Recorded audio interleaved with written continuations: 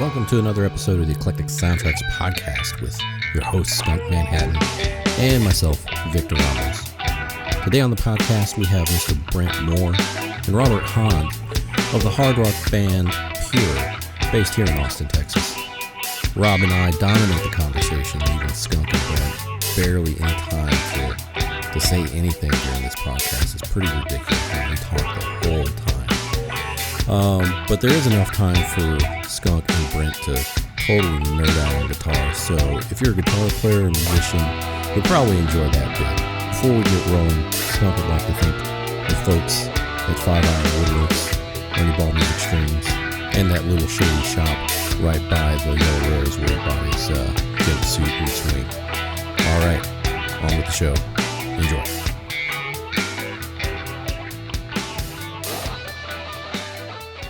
And we're off. Episode 33, I think. I think so, yeah. 33. With Brent and Robert from Pure. Austin's latest and greatest. Taking the city by storm despite a pandemic. Yes, that's pandemic. Correct. Fuck off. We're going to go play. So you guys have your goal there lasted 10 seconds. Yep, blew it already cursing. So you guys have a single out or in recording, or do you have more than that out? I know I've heard one song. Yeah, so we have 8 songs that have been recorded and mixed. I'm still pulling together a few more things before we get mastering done and get that off.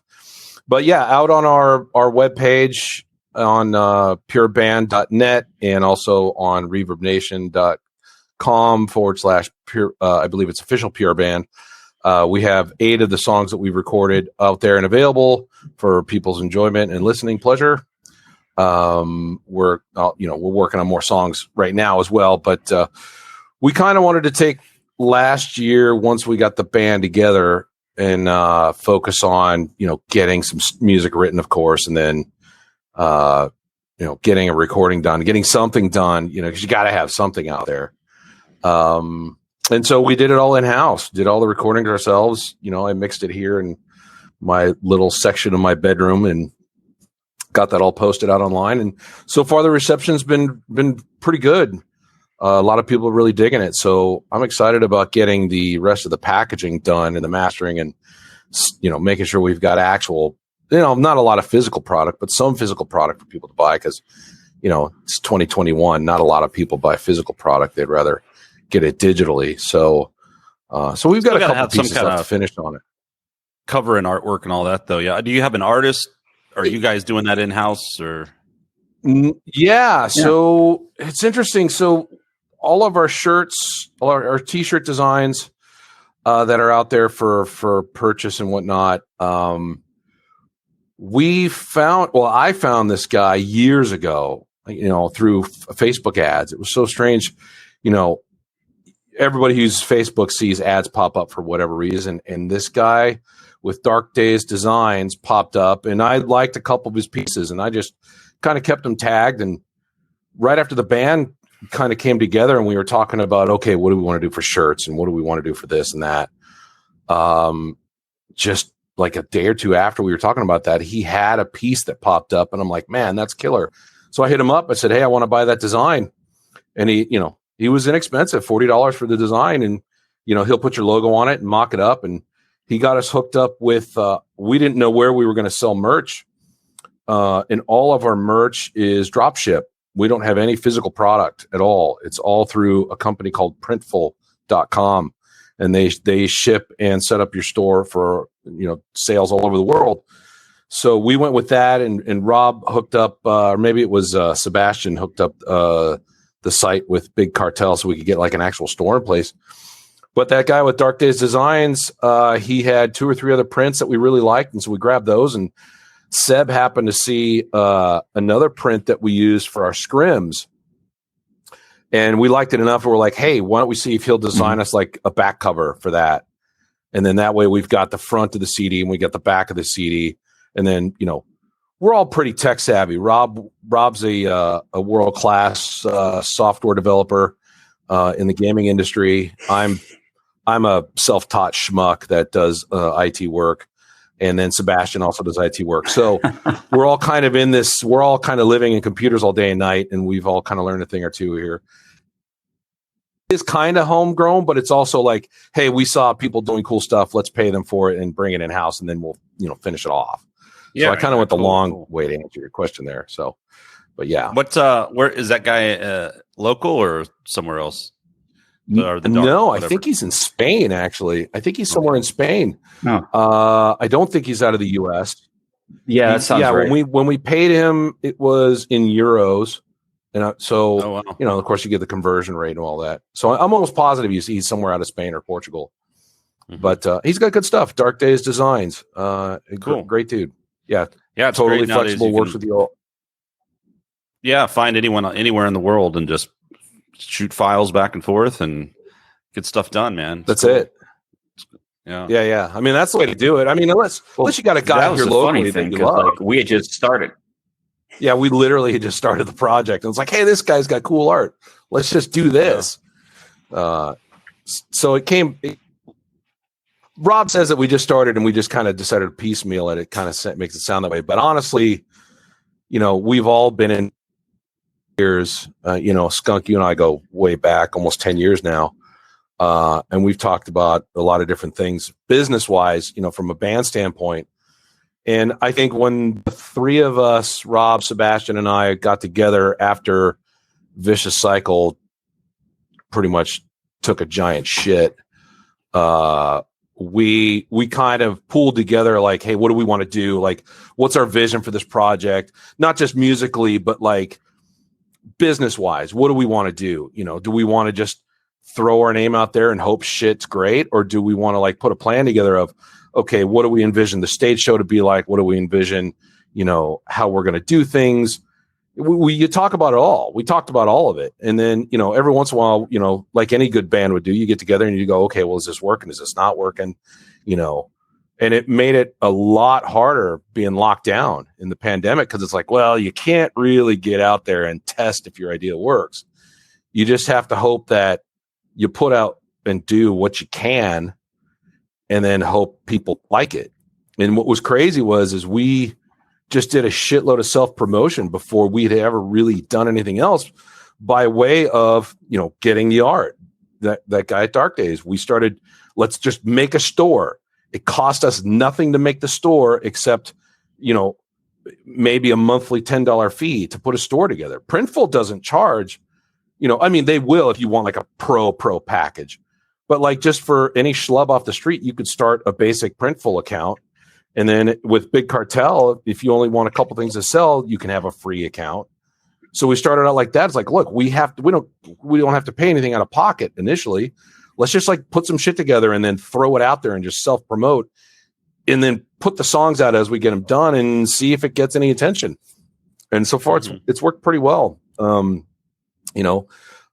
hoping once things chill the fuck out and people get vaccinated enough and this pandemic starts to die a little bit and people feel more comfortable getting out and about and we don't have to worry about the numbers being so nuts, maybe shit'll catch fire. We don't know. I mean, we just don't, Yeah, hell of a time to start a band. I in some ways it might be good because people are craving live shows. I think it's like when I hope, I would think that it might actually see a boost in crowds and excitement about bands playing live after this. Kind of you take it for granted. It's always been a thing, and then now you can't suddenly do it, or it's limited capacity, and it's can be nerve wracking and all these kind of things. So that'll we'll all see a spike in numbers, and it'll just be really really cool. I think to get back on stage. But you guys have done great. Yeah, but you guys have done great from starting up. Like, when you've been in bands before and you've done it for a while, you kind of know the order of operations and things that you're going to have to do one way or another. And it's best to get all that stuff set up in the front end anyway. So in that sense, it's good that you've, I think it's a mistake of a lot. When you start a band and you're young, you're just like, let's go play shows and we're in a band. Woo. And you're like, and then you stumble in it along the way. You find out all these like oh, I need this and I need that, and I never did this, and I don't have it, Yeah, so to be able to hit the ground running when you are able to like really actively start playing for real. I guess you guys have played 1 or 2. How many shows have you played? 3 so far. Yeah, three live, anyways. What was your first show? We played Scotty MC's birthday. Yeah, Scotty MC. Yeah, at Hanover. Yep. Yeah, was that Hanover's? We did that. Right. That was at Kick Butt. Oh, it was a Kick Butt. Yep. No, okay. That was a Kick Butt. He live streamed thing, wasn't it? That was cool. I remember that. Virtual. Yeah. Okay, that was cool. We had a good time at that. Mm-hmm. I was really impressed with the camera work they had because they didn't do the two cameras, just staring at you. They had a drum cam. They had everything, lots of angles. I was really kind of impressed. And what was so what else? Where else did you go? Have you played Come and Take It or Hanover's or where? Did you play? The last 2 gigs were at Come and Take It. So we photos there. Yeah. Well, yeah, and photos. What was it? So yeah, we weren't actively seeking gigs. Because of the pandemic, we're not actively out there going, okay, where can we play? Who's got a gig? How can we get on a bill? We kind of took it as, hey, let's see kind of what plays out. Like if people contact us and say, hey, do you guys want on a gig? We'll ask more questions like, okay, well, who else is on it? What kind of night is it? Does it make we talk about it. Hey, is this gig good for us? Does this make sense for us to be on this bill? Because you have to think about all the elements. I mean, sure, we're all dying to play. You're a musician. You want to be out there. But at the same time, you consider, okay, with this pandemic, what is that going to give us? What kind of crowd are we looking at? Is it on a good night that gives us a better chance, even if the bar is limited, to have anybody there? And then, does it feel right? Does it feel like it's going to get us any progress? That's the real thing for us. Is we talk about what are we getting back as a band? Sure, we may not be getting any money, but maybe it's a foot in the door to a certain venue. Maybe it's better networking with some bands that might be on the bill that are doing better than we are, and we both like each other. And now we can network and say, okay, well, when there's another gig, maybe we can do something together. That kind of thing. We always talk about how does this benefit the band, and we played Come and Take It. We got on this showcase. It was probably like end of November. This guy hit us up. I forget his name. I don't know. Rob might remember his name. Rob's more the social butterfly than I am. Right. Isaiah something? Mm-hmm. I think it's Isaiah something. I pay attention to so little. So terrible at it. Well, who's this guy? I don't know. Some guy. But you're also working all the time. You've got kids. You've got like 50 bands. I don't know how you do it. You're busy, man. Yeah. Well, now, Robert. Yeah. Hold on. Let's start with guy with less bands. But Robert's in more. Are you in Dongle? Right? Is that still a thing? All right. Huh? No longer. Though I am subbing with them on Sunday. They didn't. They were one of the bands that sadly had to get cut when we found out we were having another kid. But I'm doing a sub show with them Sunday because their bass player can't make it. And so, what other bands were you playing with then? I was playing with them. I was playing with that grunge cover band, Black Days, and I quit those. And I've got another project that I'm kind of working on building up right now with some people. Pretty good guitar player when he's out on the shrooms. That's like Vic. That's why he's not saying much. He's tripping balls right now. Yeah, pretty much it. I just get on the guys that tripping balls, like big spiders and aliens and shit. Wash it down with the CBD. Yeah. Awesome. So, and Brent, like, what are you still got going on? And King's X tribute, ZZ Top tribute. Yeah. Yep. So on paper, as I always say, because not all of them are busy. I mean, let's be clear. They're not all doing something right now, especially in the pandemic.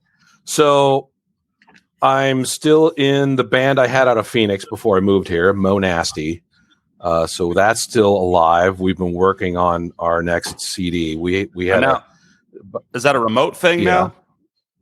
Well, so when I left Phoenix at the end of 2009 and I moved here in early 2010, that was kind of pretty much the end of the band, obviously, because I was the only guitar player and our bass player wasn't around at the time, and it just kind of fell apart. 10 years later, our frontman John, who's a real good dear friend of mine, he hits me up. He says, "Hey man, you remember Tommy Yoder?" I'm like, "Yeah." And he goes, "He's having his 50th birthday party out at his at what he called his lake house, which was just a shack really on the lake. And he's like, he was trying to get bands for his birthday party. It's in Caballo Canyon, New Mexico. And I'm like, where the fuck is Caballo Canyon? It's like 2 hours north of El Paso, literally in the middle of nowhere. I mean, literally in the middle of nowhere. And we played this bar that we had to move everything out of the back of the bar. We had to bring our own PA, like all this stuff.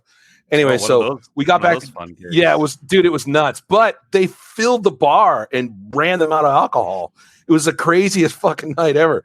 So anyway, so I had that band. We had a reunion, and then we decided, hey, you know, the magic is still there. Like these other three guys in that project, you could put us all in a room and just shit will happen. Like doesn't matter what goes down. Like I'll give you for instance. So we decided to get back together, and I went out there for a weekend in Phoenix, and about 3.5 hour jams. We captured probably, you know, soup to nuts, 7 full songs, and, you know, a bunch of other snippets. I mean, it's just us 4. We just get together and get nuts, and we have a great time. And so there's Monasty. Believe it or not, Crashkill 6 is still around, even though it's pretty much, it's not officially dead. We're never going to officially call it dead. It's the band that never dies. But yeah, I sure liked the music that I had heard a few years. It's like out. It's out there. Yeah, we're still talking about trying to get the stuff we were working on before it went on hold done, because we had some tracks. Like we did some tracks that you heard at Mesa, and then we had some other tracks that we did with Blue Ocean Music and with Taz in San Antonio. And then Chris and I would just record a bunch of demo stuff, and I'd mix it real quick so we had something. So there's unfinished business there. But then, of course, we've got Pure with myself and Rob and Sebastian, Caitlin, and Dave Kulikowski. So let's talk. Those are the original projects. So let's talk about all the cover projects. I'm in Sharp Dressed Men, which is a ZZ Top tribute. I'm in King's X, the Dog Men, King's X tribute. Dangerous Types, the Cars tribute. Defenders of the Faith, Judas Priest tribute. That may actually be it, I think. Now, when have those played? I feel like all pre-pandemic. I don't even recall. I know. Well, I heard of the Cars one. I haven't seen that one, but Dogman's one of those hard bands to book, right? So Kazam, who's our bassist singer, he does all the booking, and it's a super fun band. It's myself and Kazam and Paul Bala on drums. You know, we treat it like the three dudes, all the vocals, the harmonies. It's a very musically challenging band. Obviously, you know, if you're a King's X fan, you know how difficult their music is. But it's fun. That's the whole point of it is, you know, it's fun. Like I've gotten to a point in my life and my age where if the band to me isn't fun, I'm out. Like you know, I used to put up with a lot of just horse shit back in my 20s. Now I'm like, man, I'm too old. I don't. If it's not fun for me, I'm out, right? And luckily they've all been fun in one way or another. Sure, they still have some business pieces where you just kind of bite your gum and just fuck, you know. But they're all still pretty fun for the most part. So, but Defenders hasn't done anything yet, obviously because of the pandemic. And I've only been in that band for a couple of months now. We're trying out the guitar player that was there. He bailed. So now we're trying to fill the shoes with another guy right now. All the other bands just kind of when the pandemic hit, they just kind of hit the bricks and just said, stop, you know, let's not do anything. Occasionally Dogmen get together and jam. The Sharp Dressed Men, the ZZ Top guys, we had some prior obligations before the pandemic hit on gigs that we fulfilled. We did a Halloween show that, you know, hit us last second, and it was like all outdoors, full masks, half capacity, and I think I got paid like $130 for 45 minutes, so I wasn't going to say no.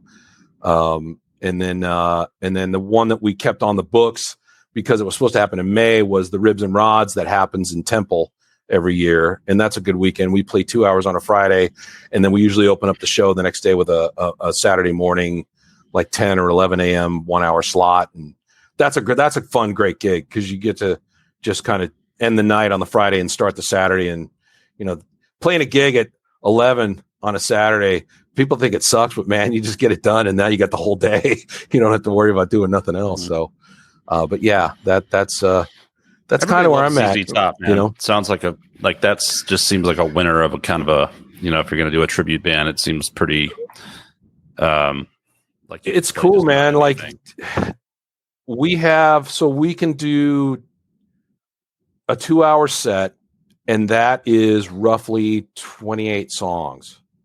And what's crazy about that 28 songs is probably 20 of them have been on the radio at some point. Mm-hmm. So when you look at their list, their catalog, you just go, fuck, I know every one of these songs has been on the radio in some way, except for some deep cuts, like Cocoa Blue or Just Got Back from Babies, that kind of stuff. But it's been fun for me because I think I'm terrible at singing. I mean, shit, even my kids have seen me play live. They're like, Dad, you shouldn't sing. You suck, And, but it's fun because, it's one thing to play an instrument. It's Skunk, you fucking know this straight up. It's one thing to play an instrument and play it well, but now try singing at the same time, right? Especially like you've got some AGR riffs that are in 7, maybe some cool funk in 5. That's just not easy to sing over. It's just not. We're not doing AC/DC where it's just a straight 4 groove. It's fucked up. And what's crazy about the ZZ Top stuff is you would think all of their songs would be super easy. But man, I'm telling you, there's some songs where I'm literally having to make sure I don't fuck that up while I'm trying to do the lyrics.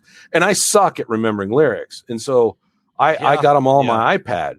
I have to, because I'll fuck it up. And I don't like to fuck it up. So yeah, it's nuts. But so that's why I do it. They're all fun in their own little way. And, does it take up a lot of my time? Only when they all want gigs at the same time. That's when it's a problem. If their gigs are spaced out, because when you're in a band like that kind of stuff, when it's tributes and covers, you really only have to get together the week of a gig to go over the songs and make sure everybody's not rusty and that kind of thing. But for the most part, it's not as busy as you would think. The hell is when you've got to learn a whole bunch of songs for all the bands at the same time. That's a nightmare. I had that happen a couple years back when I joined a different cover band to do some just general playing out just to make some extra. And I'm trying to jam 40 songs into my hands on top of the fact that some of my other bands were still actively gigging and they wanted to rehearse too. So then it was like, fuck, which night am I free? I got this other obligation. I can't do this. I can't do that. And it became an absolute fucking nightmare. There was a couple times during one week where I had a rehearsal, I think every single night of the week before the Friday and Saturday gigs. And I just sat there thinking, fuck, I'm going to have to quit one of these or all of them. I mean, it just got nuts. But right now, it's all on paper that I'm in all these bands and literally none of them are doing shit except for Pure. So it's like, okay, it's all good. I'll just, we'll just keep on with Pure. We rehearse a couple times a week and work on staying tight. And we talk about everything, really. That's topics cool. of it's current events. An actual band that's, It is, man. It's,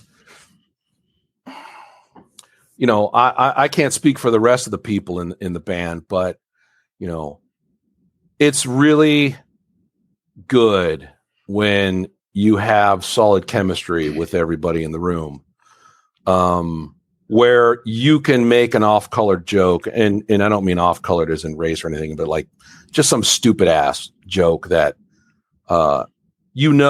everybody will laugh at, or maybe they won't laugh at it, and if it's bad, they'll tell you to fuck off, and you're okay. Nobody gets in a twist. Nobody's like, oh, fuck, I'm so insulted. Fuck these guys. I'm fucking, Yeah. We're all adults. Nobody's butthurt. We're all adults in the room. And the other thing is, if somebody does get butthurt, we pull each other aside and say, hey man, that wasn't cool. Or, we're all adult enough to go, that wasn't cool, or fuck yeah, man, let's keep rolling. It's all about being grown up and mature about shit. And I think that's the pitfalls of a lot of bands and a lot of musicians is, yes, what you're doing is a very personal thing, right? You're expressing who you are as a emotional individual, pouring yourself into that instrument, regardless of what band you're in. That's you. Whatever instrument you play, that's an extension of you, and you're expressing it in a certain way. And I understand why people get pissy and get bent and twisted when somebody's like, "Yeah, dude, that riff ain't hanging. That's just not working," or hey, this guy's not playing. We're not playing my songs, that kind of thing. You learn fast, man. You got to get over that kind of shit. It's just one of those things of does everybody in the room have the same vision? No, you've got to, it's okay to be an ego with your skills. And I say that meaning you should have a certain air of confidence that you can pull off things you want to pull off.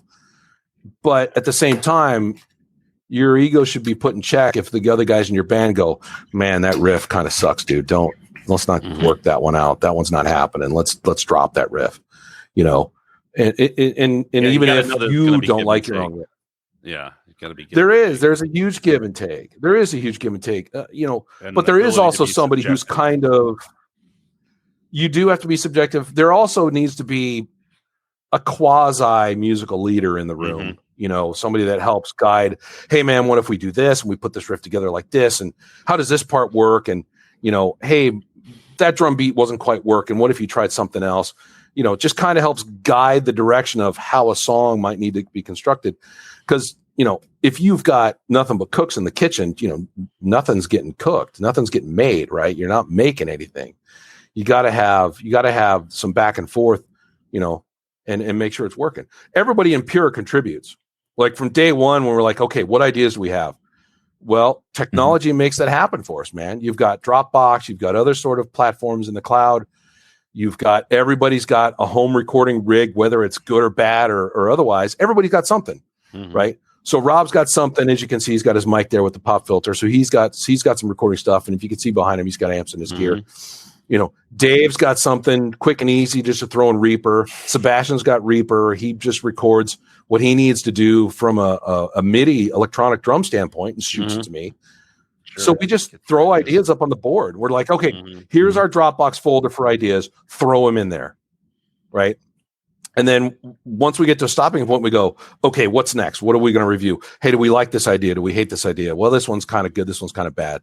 A good case in point was Rob threw up this 5.5 minute idea. And he's like, hey, I got this idea. I think this is the pre-chorus. I'm not really feeling it, but there's some ideas here, And I said, okay, cool. So I pulled it down without any further questions. I just pulled it down and I'm like, yeah, man, I don't know where these sections are, but I didn't know it was just a freeform jam by Rob. I thought he recorded like, hey, this is what I want as the verse, and this is what I want as this, and this is what I want as that. I didn't know he was just freeform jamming. So I was like, man, this verse part's really kind of fucked up. Like, what is this? It's really progressive thing he's doing? And yeah, I was like, wow, this timing is really fucking crazy in these couple parts. But what I did was I said, okay, well, Rob likes this idea. So let's pull out the best performance of that. That's the riff. Like, that's the thought. Put that one over here in Pro Tools. And he didn't like the pre-chorus. So, I kind of reworked a few things. But basically the point was there's a back and forth. There's a give and take where nobody's got an ego of, well, I wrote this song from front to back. You guys have to play my song, right? Because if I come up with a song and the rest of the guys in the band go, dude, this is shit. We don't want to work on this. I go, okay, well, I'll tuck that one away and maybe I'll do something else with it, whether it's, not a solo album or anything like that, but, maybe I'll keep it for another project. I don't know, so.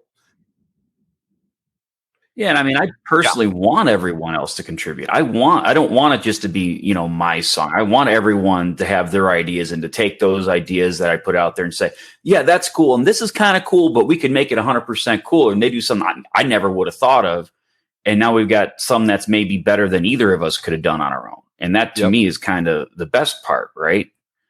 And if you just get too attached to your shit and you get too locked in your own head and you don't listen to people telling you what they're hearing, you're like, if everyone in the room is saying, yeah, Rob, that's cool. Let's do that one. Then maybe I did something good. And if they're not, then well, let's kill it before we waste time on it and embarrass ourselves. And then if you realize you can't fix it, just ditch it, And it's crazy because Rob and I are the guitar players in the band, but the riff master is Dave, our bass player. You know, if you let him just rip out, he'll drop ideas all day. You know, What's in a Name was a riff by him that we worked into that song. The other one that we've got that's really Forsaken. Dave came up with Forsaken. What's another one he came up with? Rob came up with Blood Meridian and Burn. Yeah, so they'll have ideas, and then the blood, but in Burn, the pre-bridge, three of you guys were in a band together prior, like you mentioned, right? And then with the bass player and the singer Caitlin, how did you guys meet? How did they come into the fold and create? So Rob and Sebastian and I met through Vicious Cycle. I was in Vicious Cycle before Rob and Sebastian were in. When Vicious Cycle got established in Austin, you know, I joined the project. We had Saminard playing bass and Blake playing drums for a short bit. And, you know, it was a fun group at the time with the four of us, but, you know, personalities kind of clashed. And eventually Blake left, and then Sammy decided to leave. And thankfully, Sammy decided to do that Marty Friedman show we had last on the books before we had to put the brakes on. We really would have been floundering. Y'all opened for him. Yeah, that's right. Yeah, that was a fun gig. And I knew we needed a drummer. We had to hire Kay, she's a fucking beast. I mean, she's great. Yeah. Hands down. Amazing. If anybody needs a drummer, man, she's the one to call. I was fucking floored with how good she is. And I remember telling Cheney at the time, I'm like, dude, she needs to be in our band. And he never approached her. I don't know why he never approached her about it, but you know, I think maybe he thought she only wanted to get paid all the time. I don't know, you know, and I wouldn't blame her because I know she does that, you know, for a living in a certain regard. But anyway, so I knew of Sebastian from way back in the day when Sebastian was in Everburn. Now, I don't know if you remember that band, Skunk, but Everburn was out and about around the same time AGR and Crashkill Six were still gigging, you know, in those late 2010 to 2012 time period. Mm-hmm. And we did a couple gigs with him, and I remembered him from those gigs, and I knew he was a cool guy and, you know, somebody fun to be around. And I knew his drumming methodology was very metal, very straightforward, not a lot of frills. He wasn't super busy. So I knew right away he was going to be a good drummer for Vicious Cycle because Vicious Cycle wrote music that was very much in that vein, straightforward. There wasn't a lot of frills. So I said, hey, man, why don't you come down to Marty Friedman's gig, at least check out the band and see if you want to come jam. He came, things worked out, he joined, and then Sammy left, and we really didn't have a bass player in mind. And it was just such a coincidence. I barely knew Rob at the time. I met him at the Slayer gig at 360. Like that was the night I met Rob, where I ran into you and Sarah. And so I met Rob that night, but I had no idea that he even played. And I just remember seeing somewhere on Facebook about he was playing bass. He just joined Dongle playing bass. And I'm like, oh, fuck, this guy plays bass. So I hit him up. I was like, hey, dude, we need a bass player in this band. I want you to listen to music. What do you think? So he just was like, 2 seconds later, he's like, yeah, sure. Like he didn't even think about it. He's like, fuck it. Come on. So that's how the three of us really met. I mean, I knew Seb from before that, but you know, we started playing in Vicious Cycle and starting to do the rounds. And then shit went south, which, you know, I don't think we really need to go into the details of that one here, but you know, shit went south and the three of us decided we really enjoyed playing with each other. We like hanging out regardless of the band. You know, we all have similar interests, you know, rock and roll and metal and music and barbecue and drinking and we all have families in some regard. So, you know, it was a good hang outside of the band. So we all decided, okay, well, let's start something else, right? Let's start a new thing. When at the time, Rob was like, well, I'm going to go back to guitar. I was like, okay, cool. Well, fuck, now we got to find a bass player. What are we going to do? And well, I would know what I said was I could, and then Dave was like, "Hey, I want to play with you." That's right. It was kind of a weird if Dave wants to play bass. Let Dave play bass. Sebastian was looking for other bands to kind of keep his skills up. He knew Pure was going to be a thing, but he also wanted to find other things to play with. And he had just posted a thing on his Facebook page, and I was shocked that Dave had a post on there. Is like, oh, original stuff. Yeah, I'm interested. And I was floored because I've only known Dave from doing covers, Judas Priest and Iron Maiden stuff and that kind of thing, War Pigs. And so I'm like, oh, fuck, this guy's fucking good. Like, we could have a really solid rhythm section here. So I was excited when I found out Dave wanted to do it. And that's not taken away from Rob and his bass playing skills, but Rob would admit Dave is a better bass player, right? So, so we all just kind of got a guitar player 100%, though, 100%, and then kind of play bass, because when you're a guitar player, you can play bass kind of, but there to be like a bass player, kind of a different thing, right? I think I'm almost more of a bass player that plays guitar, to be honest with you. Okay. Yeah.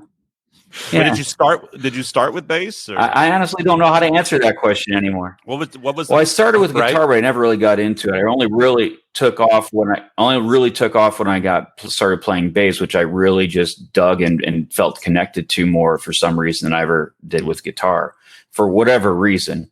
But yeah, then I ended up, kind of switching between the two, and yeah. Skunk, what's your brother? Did he start off playing guitar, or is he a bass player?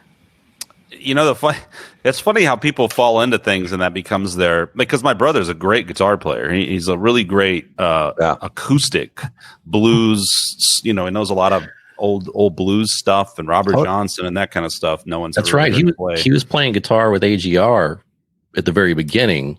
Well, and the funny thing about my brother started playing guitar about, I guess, around the same time I did, and he and then in the first band I guess I was in San Antonio in the I think it was 1999 was when we went in and we tracked an album in 3 days.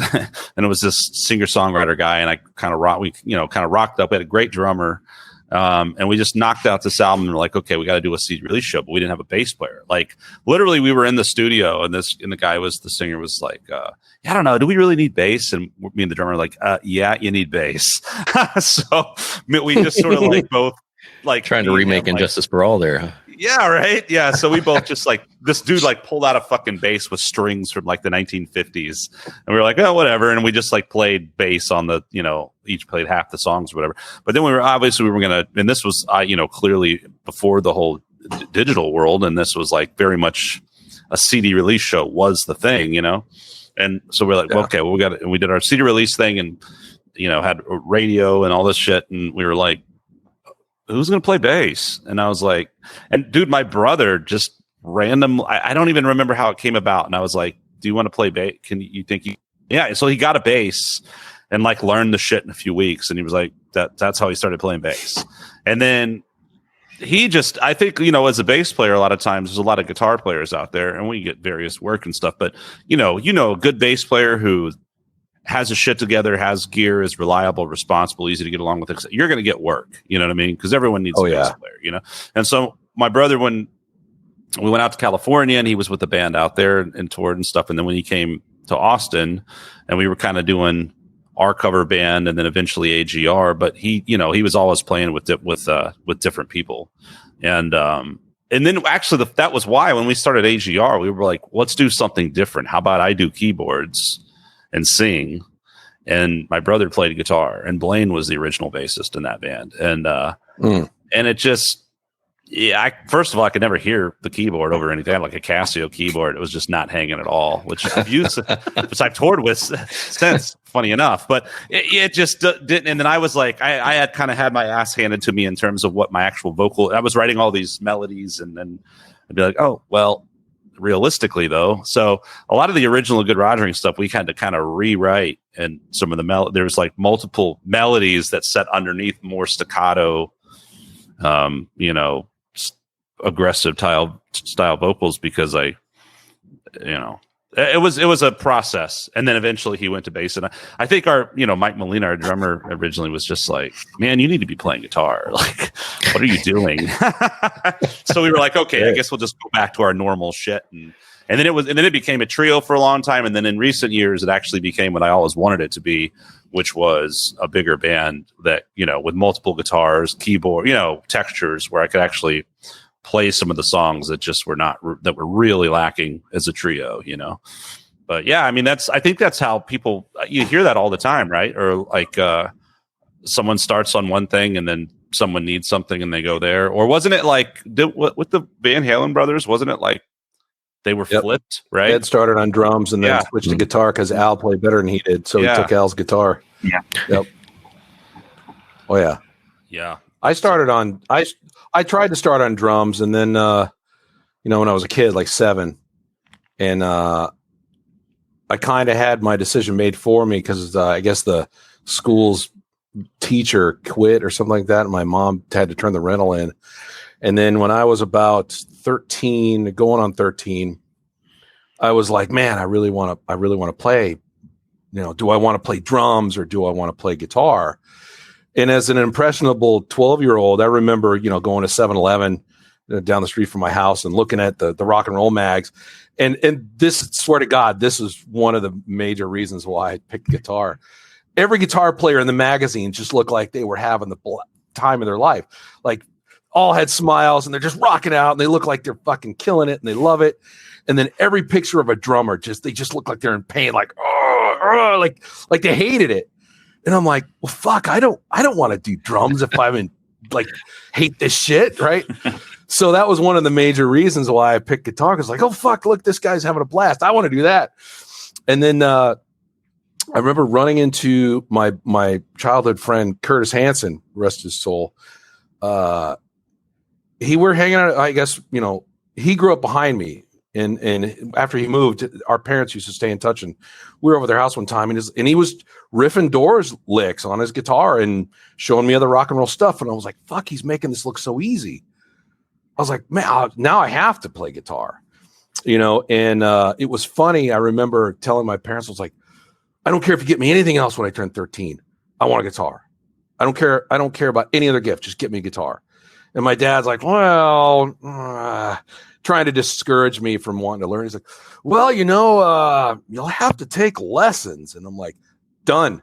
I'm in. And you could just see he was like, shit, and that's how I got started. I started on the guitar, and that was my instrument of choice. I never looked back. And, I started taking lessons from a local guy, learning how to read the music at the same time of learning the chords. And I think that kind of helped me out because a lot of beginners now, they got it everything's so accessible, right? They're learning to run before they learn to walk. And I had it the opposite way. I had to learn to walk. I had to you take out reading the sheet music or learning where the notes are.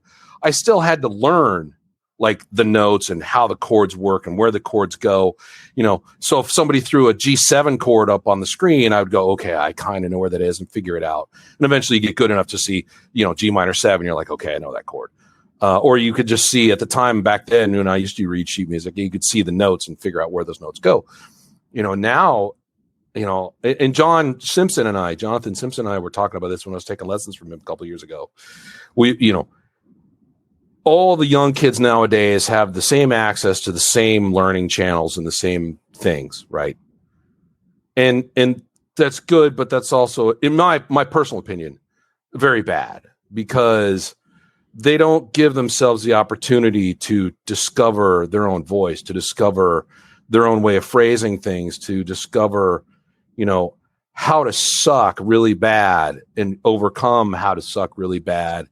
And in that progression of sucking to being good, to being better, to being great, to being like world class, that those moments of progression define who you are as a player. You start, like me, I've always felt that I've got problems in my left hand, and there's certain things that I never learned to do because I know my fingers just don't want to do it. I can't sweep. I can't do multi-string tapping. I've been playing for 35 years, and that shit, I understand the techniques. I understand what's behind it, but fuck if my hands want to do it, right? But these kids, man, that have been playing maybe 2 years, you take kids that are like 2 years, only playing for 2 years, and they're just, all this crazy technique, and I'm going, fuck, you all sound alike. I don't hear any distinguishing anything out of you kids. Part of it is what you're... Get off my lawn! Yeah, what you're exposed to, right? And I think that if you're a guitar nerd these days, like that's kind of the thing. 8-string guitars and all this mad crazy shit. For us back, it was there was Malmsteen and Satriani and Vi and, you know, Megadeth or whatever. But like that was like the guitar heroes. And I mean, you had all the guys back before that too, but that's when I feel like it got really extreme, and then it just keeps getting more crazy, right? Buckethead, and then now it does as leaders. So that's fine. But I think the biggest thing that I've realized over my like playing journey is like, because I'm the same way. Actually, my issue is my right hand. My picking sucks. I'm a hybrid guy. Which is great. I always came super legato player, a lot of the Satriani influence, but I realized like I was always more in that school than the Paul Gilbert super fine picking or Petrucci. Not that I didn't work on it and practice it, and I'm like, okay, but man, not good. And I know it's my Achilles heel, but it's also like at a certain point, do I need? Yeah, it'd be cool to do, but at a certain point in time, it's like, do I have 8 hours a day, or even 4 hours a day, or even 2 hours a day to dedicate? Is that where my time on the head with that? It's like finding your own voice, and somewhere my voice lies between my love for Gilmore and Dime and Zakk Wylde and others, whatever. It's like a mixture of those different things, and it's okay that I'm not that Dream Theater guitar player or whatever, right? That would be amazing, but that guy obviously worked way harder. It's like it's just it is what it is, And so and if you're him, where do you go? Right? You've been playing like that for the last 30 fucking years. Yeah, but it doesn't mean you can't be. Some guitar players are our favorite players. They don't do anything fancy. They just write cool shit, and so it's not. I think the hardest part of it is like I do agree. Like I think there's a disservice done, and I don't even know if this is totally new, even, but I think it's very advantageous if someone starts playing and they can actually understand the mechanics of music and theory, etc. early on. Yes. And then you're always kind of learning from a place where you're always building, and you're not just sort of like learning a bunch of stuff and then at some point you go, that's what I was getting at. Stuff mean, So I do think that that's important. It's all foundational. And then, but the other hardest thing I think, is actually, I think, finding your own voice as a musician and an artist. Agreed. Like it is more important than anything, really. More important than how fast and blah blah blah. I mean, that's all great. I couldn't agree with you more, man. Yeah, I haven't given up on the pursuit of speed, I guess is what you'll say. I just recognize that my 50-year-old hands don't want to cooperate in that regard. Right. Yeah. It does come like when you're young, like when I was in college, I did have 8 to 10 hours a day to practice. Yeah. But I was practicing classical guitar more than my electric because that's what I was studying at the time. But if I had to spend an hour every day trying to get my hands to get to the speed they were in my 20s, I wouldn't have enough hours. So I'm at the point where it's like, okay, am I happy with what I'm doing? Yes, and also no, right? Because if you're always satisfied with your, that's exactly the point. Is we're always our own worst critics, and I've always been super hypercritical of my abilities in terms of guitar. But the one thing that I keep coming back to is, what's the purpose here? Am I trying to write a song? If I'm writing a song, then I need to focus on the song. Does this song need a guitar solo? I don't know. Maybe it does. What is it saying to me? I've got plenty of songs. Like the songs in Monassi, they don't all have guitar solos in it, and I'm the only guitar player. The songs that were in Crashkill 6, they didn't all have a solo. Even with Pure, we write songs where I go, man, does this song really need a guitar solo or not? And I've got Rob to work with too, where I got to go, okay, I want to throw Rob some meat here. Let's give him some meat to work with, So there's a few songs where I go, you know what, Rob, I want you to take the solo on this one, man. Why don't you give us something hot and get it over here and we'll put it on record and make it work, And at the same time, I just think to myself, okay, I look at my early days of soloing and I was like Vernon Reid style meets, just aggressive playing. It was nuts. Like I'd look at my solos and go, I'm literally stabbing at notes. I'm trying to do something that says literally nothing. It's just all speed. And I'm trying to be this, cool kid. And if I get off the stage and everyone's like, oh dude, you're the best. It's like, yeah, that's it. Right. That was back then. Now it's like, I just want to know, is what I'm playing working with the song? Does it make the song sound better? Right? Like, is there more melody in it? Like before, it was all just riffs and speed. Now it's like, okay, you know, when you think about the anatomy of a guitar solo, you know, there's a beginning, a middle, and an end, just like with everything. And to me, it's the context of the song. Sure, you could come right out of the gate just blazing fast, but then what do you do in the middle, right? You got to think about that. It's like, oh, fuck, well, I've just blew my wad at the beginning of the solo. Now I got to figure something out. You know, same at the end, like, what do I do with this, right? And as a guitar player, I sit there and go, okay, I got to figure out what I'm working here with, and just you experiment until you're like, yeah, I kind of like where this is going. Like before, I would say probably 2012, I never Frankensteined a guitar solo in the studio. Never. Everything I did prior to that, if there was a recording, it was an improvised one take, you know? And I was like, yeah, that's good enough, right? Just leave it. Mm-hmm. But now I'm more cognizant of the fact of I can't do that, right? Because what I'm improvising on, it could be better, right? I sit and I listen back and I go, okay, that part sucked, that part sucked, that part sucked. But these parts are good. I want to keep those. So let's run through this exercise again, right? And if you look in our session files, every one of those songs that I've laid a solo on, I've probably got anywhere from 6 to 10 attempts to, you know, passes to pick from. When Rob's done solos where I'm like, hey, dude, record something in your house and throw it at me, you know, I've told him, dude, give me at least 8 passes. Even if they're all identical, there's going to be something in there where I'll go, okay, that little phrase is better than these other ones. Take that one. That phrase was executed better than these other phrases. Okay, take that one. You know, because at the end of the day, it's a recording. It's your presentation of your band. You want to put out your best product. So no, you're not going to put out something that you feel is just trash unless you don't have a choice. So, you know, when I'm piecing my solos together, I'll be like, okay, I liked what I did there. Let's grab that. And sometimes I might say, shit, I got this one little section that they're not connecting, but I played something earlier that I liked, and I'll throw it in there and go, okay, well, let's listen to that. How does that sound? Oh, yeah, that's working. Okay, cool. Could I perform that live if I had to perform that live? And that's the decision, man. I'm telling you, before I'll even say this right now, and this will probably shock a lot of guitar players who are listening. I never, ever tried to replicate any solo I did on any recording ever, anywhere except this band. Anything I ever did in all prior original projects, the solos were completely improvised. You know, there was from that old school, you know, Frank Zappa world, you know, where Frank improvised all of his solos. And, you know, back when I knew about Zappa, I didn't know he was doing that. I just was like, it seemed to me that, look, the solo in the song back then I was like, oh, it's kind of irrelevant. So I'll just do my own thing.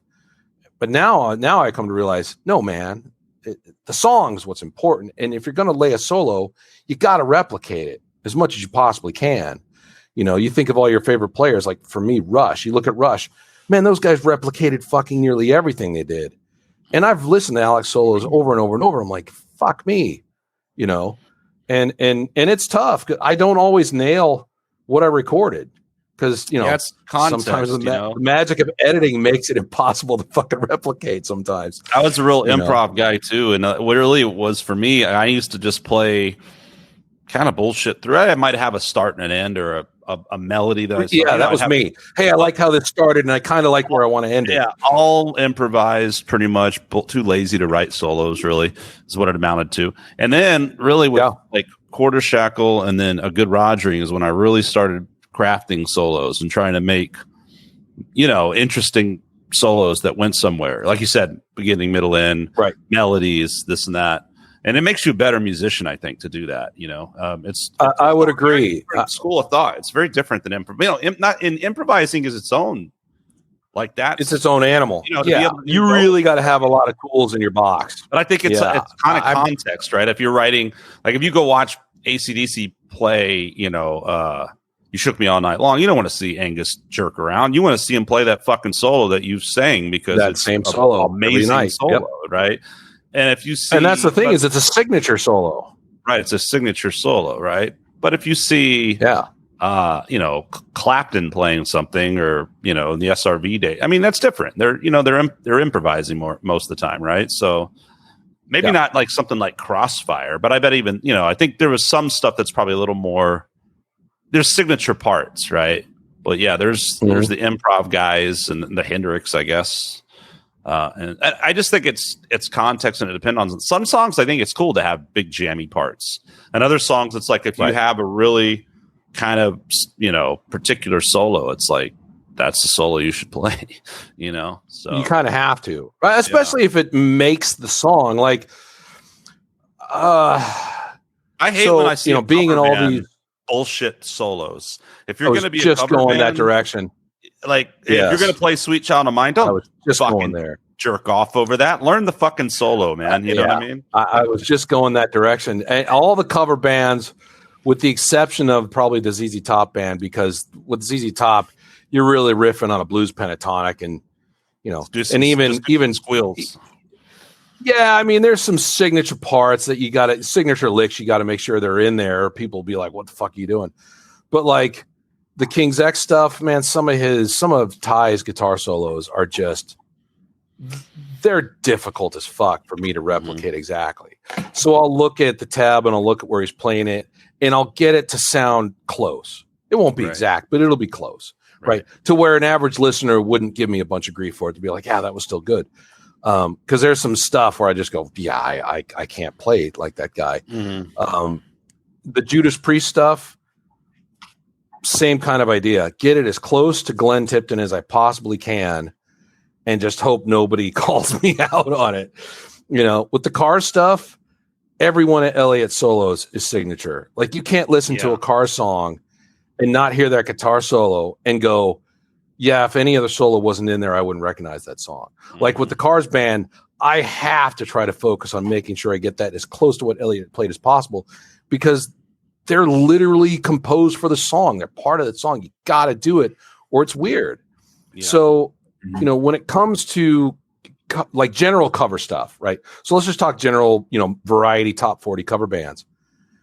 The people that go to see those kind of bands, they're just looking for a good time. They're not looking to do anything else. They want to blow off steam for the weekend, drink some beers, hang out with their friends, and enjoy music and dance and whatever. So do you always have to nail the solo? Maybe, maybe not. I mean, get in the ballpark. That's not really your target audience. If you're in a tribute get band, it in the ballpark. You owe it a little. You kind of do, yeah. But if you're in a cover band and it's kind of like everyone wants to go dance the night away, like just like get in the ballpark and make sure you get the signature licks. And if it's don't shit on it by thinking you're God's gift to guitar and doing solos and parts of the songs that don't. The need worst it. is when guys just shred and sweep all over everything. You're like, no, that's not how that solo goes. Yes. But to be fair, Skunk, you and I as musicians would be in the back of the room going, what the fuck is this guy doing? This is fucking terrible. And the guy at the bar who doesn't know shit would be like, woo, yeah, this is awesome. I know. I used to be that guy. And now I mean, that's what happens too with experiences. Like I used to watch a drummer just go fucking ape shit, be like, oh, I want him in my band and he's so good, and watch a guitar play. And now I'm like, I don't want to play with those guys. I don't want to play with guys who want to jerk themselves off. Exactly. I was thinking about that. If it's a jam band, cool. Sorry, Vic, go ahead. No, I was just you guys reminded me of when Chris Cornell came through here, and they were playing some of the Audio Slave stuff, right? So it wasn't the Audio Slave guys; it's just Chris Cornell, and some of the songs that they played from Audio Slave had a different guitar solo, and I was like, I just didn't know what to think about it. Didn't feel right, right? Yeah, it didn't feel right. Yeah, exactly. Didn't feel right. Were we at that same show, Vic? I think so. Yeah. I remember that show. You got to come. And there was some moments where that's such a unique voice. You kind of, where it's just like you want to hear a certain. You want to hear a certain thing, It was good, but it just wasn't quite the same, right? It was just off. Well, anyway, so everybody knows how we feel about guitar solos now. Robert, how about you? What's your? Well, I mean, you're just saying. I mean, I think you're talking about. Well, I usually when I write a solo for something, I'll sit there and jam over the song like 20 times, just trying to figure out what I like, and then just kind of start working on refining. and then I'll send like 8 copies to Brent because I'm probably sloppy as fuck on half of them. I found that between Rob and I, you don't want to see our edit marks in the tracks, huh? I always, and I'm really, everybody who knows me knows one of my faults is, I there's good and bad to it because there's a spontaneity that can happen that can be really valuable. I almost don't like, and I had to do this on like the Lifeblood AGR album where I had written stuff and it was all on an old, Tascam thing. And there was stuff that I was like, fuck. I mean, I just got lucky and had some takes of some stuff. And I went and I was grueling. I went through and figured out like this 3-minute outro. Try to remember the parts and get it together. Fucking note, dude, of what I had improvised because I was like, it's good. I like it. Damn. And that's I got stuff like that. And I was like, I got stuff like that. I wish I'd have just played this in the fucking studio. So sometimes I get improvise something and I'm like, that's the solo. Boom. Maybe 25. That's exactly true. It's hit and miss. Like Robert, that's what I do most of the time is I sit there, I come up with some ideas, I would shit. And then the interesting thing is you kind of start laying them down and then you kind of comp this big solo, right? And then after you comp it, this just happened to me recently at Evil Snail with Kafir and tracking with this band, No 10 Gods, was like, kind of was right. I had a melody I had done on a scratch, or months prior. And so I kind of figured that out and I was like, I don't really know where I'm going to take the solo, but I got an idea. This happens all the time too. And people hate me because of this, I'm sure. I went in the studio so like last night when I finally pulled this up and listened to it, I was like, it might be cool if we put a little key change right here. And so we ended up like changing the arrangement, and it's killer. I think it worked out great, and it ended up being a whole different vibe. But so I was kind of writing it, and I was like, I had the beginning melody, and then let me figure out a transition. Okay, then so we were piecemealing it, right? And then after that, we were like, let's shoot a video. Oh yeah, let's shoot a video. And then I was like, well, go ahead. So are you in No 10 Gods, or was it just you were just laying guitar? Are you in that band? Yeah. I started by just I am. I started by just doing some guitar stuff, and then we just were like, okay. So then I started doing some vocals, and man, it's really cool rock songs, like just good, catchy, melodic tunes. I dig them. So that EP is one of 2 that's being mixed over there at Evil Snail that I'm a part of. But anyway. And then we just I'm sure it didn't make the cut. I don't know what Kafir did, but I was like, let's just film it. And I played the whole solo from start to finish. And I was like, man, I kind of want to just use that take now. Cause it felt like, now I know the fucking solo. You know what I mean? I had to do that on a Quarter Shekel song one time. Like when we were in the studio, I was like, I had no idea. I was like, man, I know I played something really cool on this, but I had to go watch a YouTube video that we had and figure out my solo, like from shit. Wow. Sometimes, like if I get lucky, I don't like to throw it away. I like to use it. You know what I mean? Like if I feel I'm that way. I wanted that to be it because I think I was always told it's good. Yes, I was always told that I was a better live player than when you got me in the studio or at a rehearsal. And a lot of that is just adrenaline. I mean, you're up there, you're like, okay, I'm going to show all you guys I can play. And this is my band and here's our music. And you've got the energy up and you can feel the vibe of the people in the bar. And, and so you just know this cool spot's coming up and you're like, I'm just going to rip this shit. And you do. You're not overthinking. Like, and I always, you're not overthinking. You're just doing it. And then I always had bands tell me, God, dude, if we could only get what you do live on tape instead of you, because the studio is a sterile environment. It's so cerebral, and there's no, every studio tries to give you a certain vibe. They all do. You got to get in the mood, and like it's impossible. It's fucking impossible for me because, I'm there. You're waiting your turn. You're fucking around. You start getting bored. You warm up, and by the time you're ready to play, you're just like, I kind of want to fucking go home. And so what I did back. I actually did this with Crashkill a couple times, is I had an old copy of Pro Tools and the M box, like the first series M box that came out, right? Yeah. And so I had a copy of Pro Tools 7.4 on my PC laptop, and I just put a mic on my cab and just recorded a couple of live gigs because I needed something for what we were trying to track. The solo for In for the Ride was comped off one of those live shows. It was comped from the live show at Zombies. Oh, and what's crazy was about that. Yeah. Yeah. What was crazy was the second that show, I dropped it in and it was almost fit like exactly in the spot it needed to fit in the tracked version of the song. All I had to do was kind of compress time just slightly and it was like pocket. And I'm like, there's the solo, dude. Take that, print it, right? And I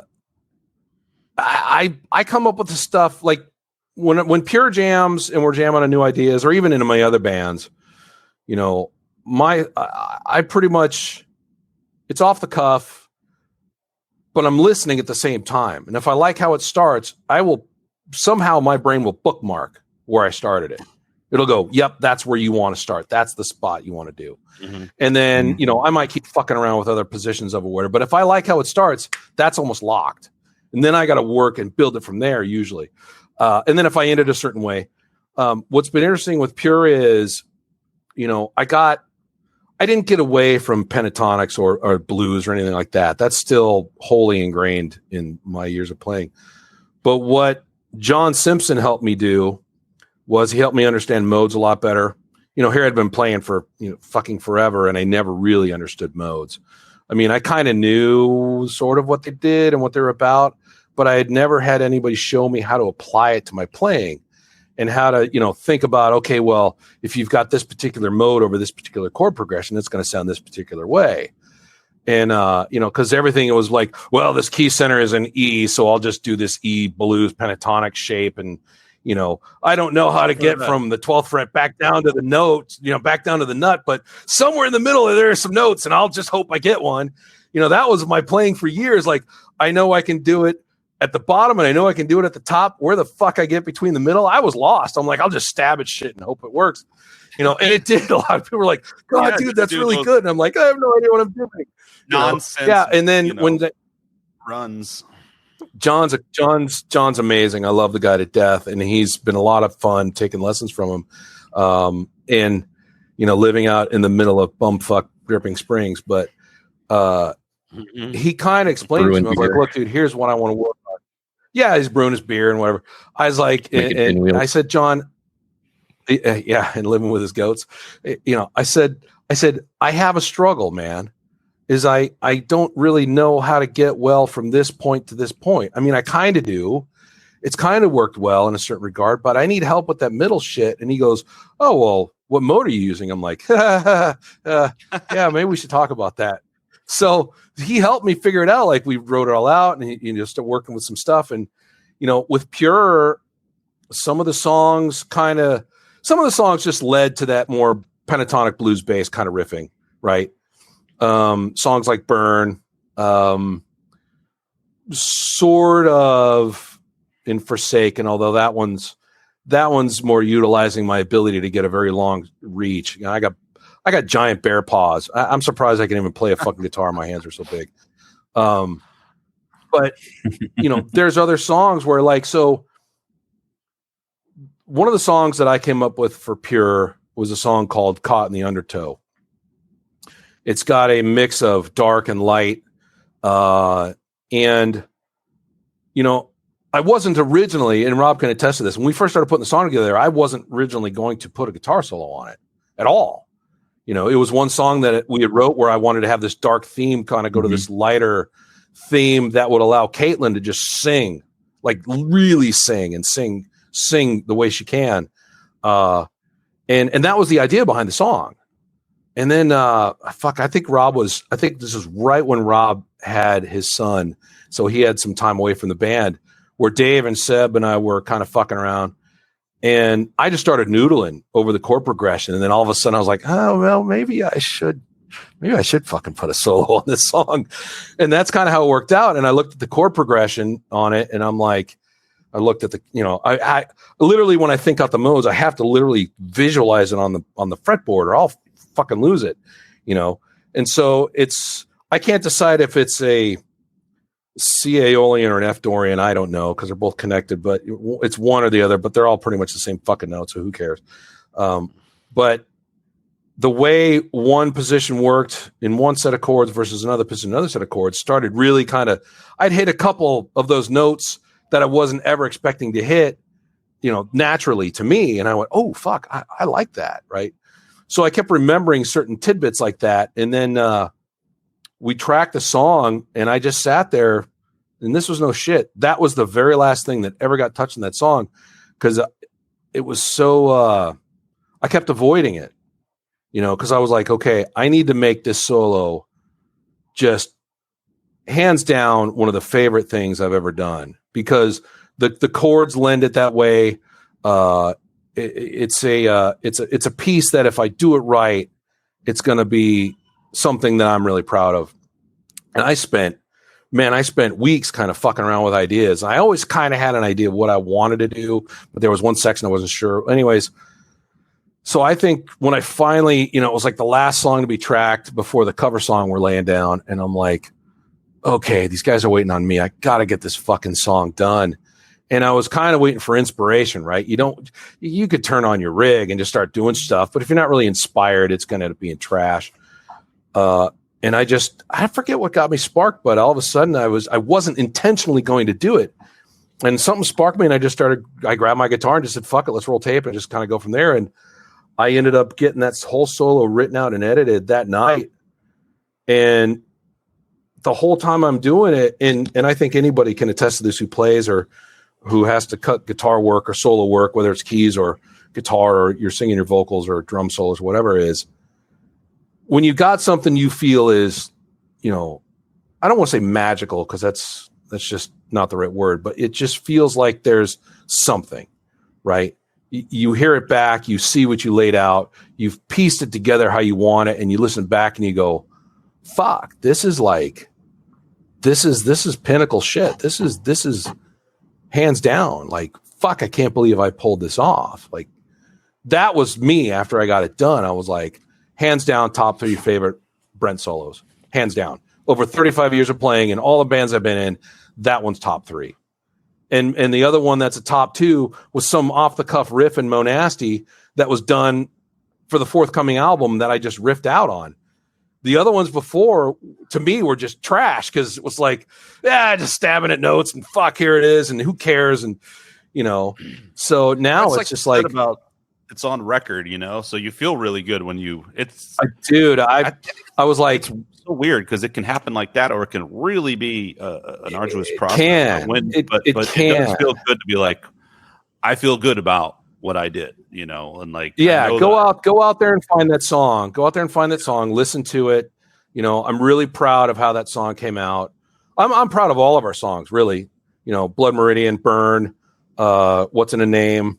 Funny thing, Bring Out Your Dead was a old Crashkill idea that never went anywhere from 2 separate songs. So I took these 2 separate songs, took all the stuff I thought sucked out of them, and slammed these 2 together. And that's how we wrote that one. That was one of the first ones we put together. Everything else was, let's see. And then Seasons, Love and Pain was a song similar way. It was just kind of like had these parts, but then the middle was just trash. It got too Metallica-like. It was just like galloping riffs, and it just didn't work. So I got rid of that. I was like, let's make this like anybody that knows me knows I fucking hate ballads. But, I was like, this is the most ballady song you're probably going to get out of me is this song, Seasons in Love and Pain.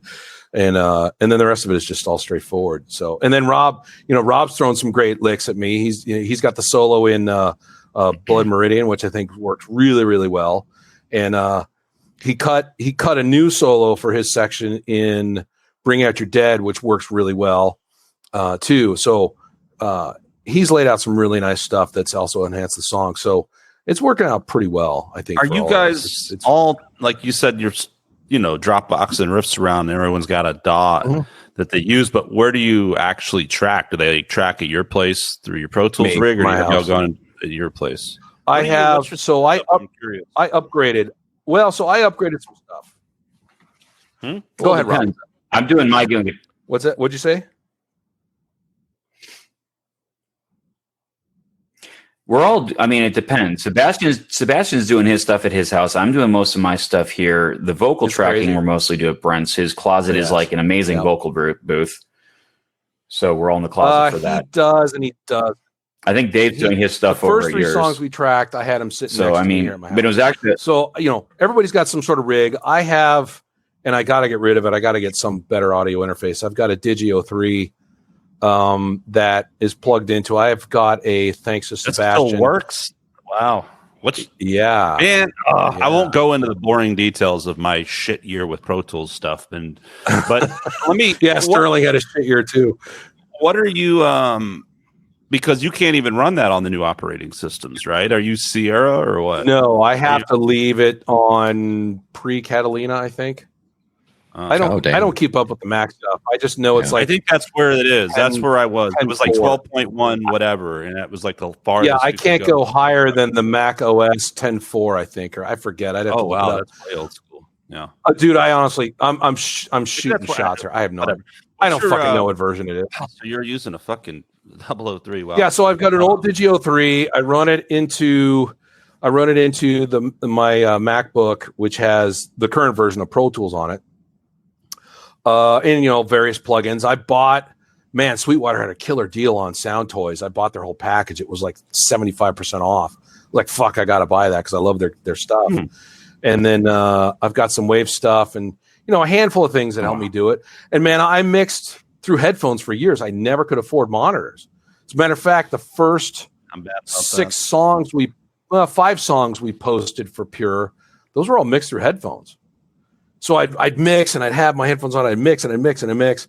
And then I'd go run down to my truck and I'd be like, all right, what does this sound like?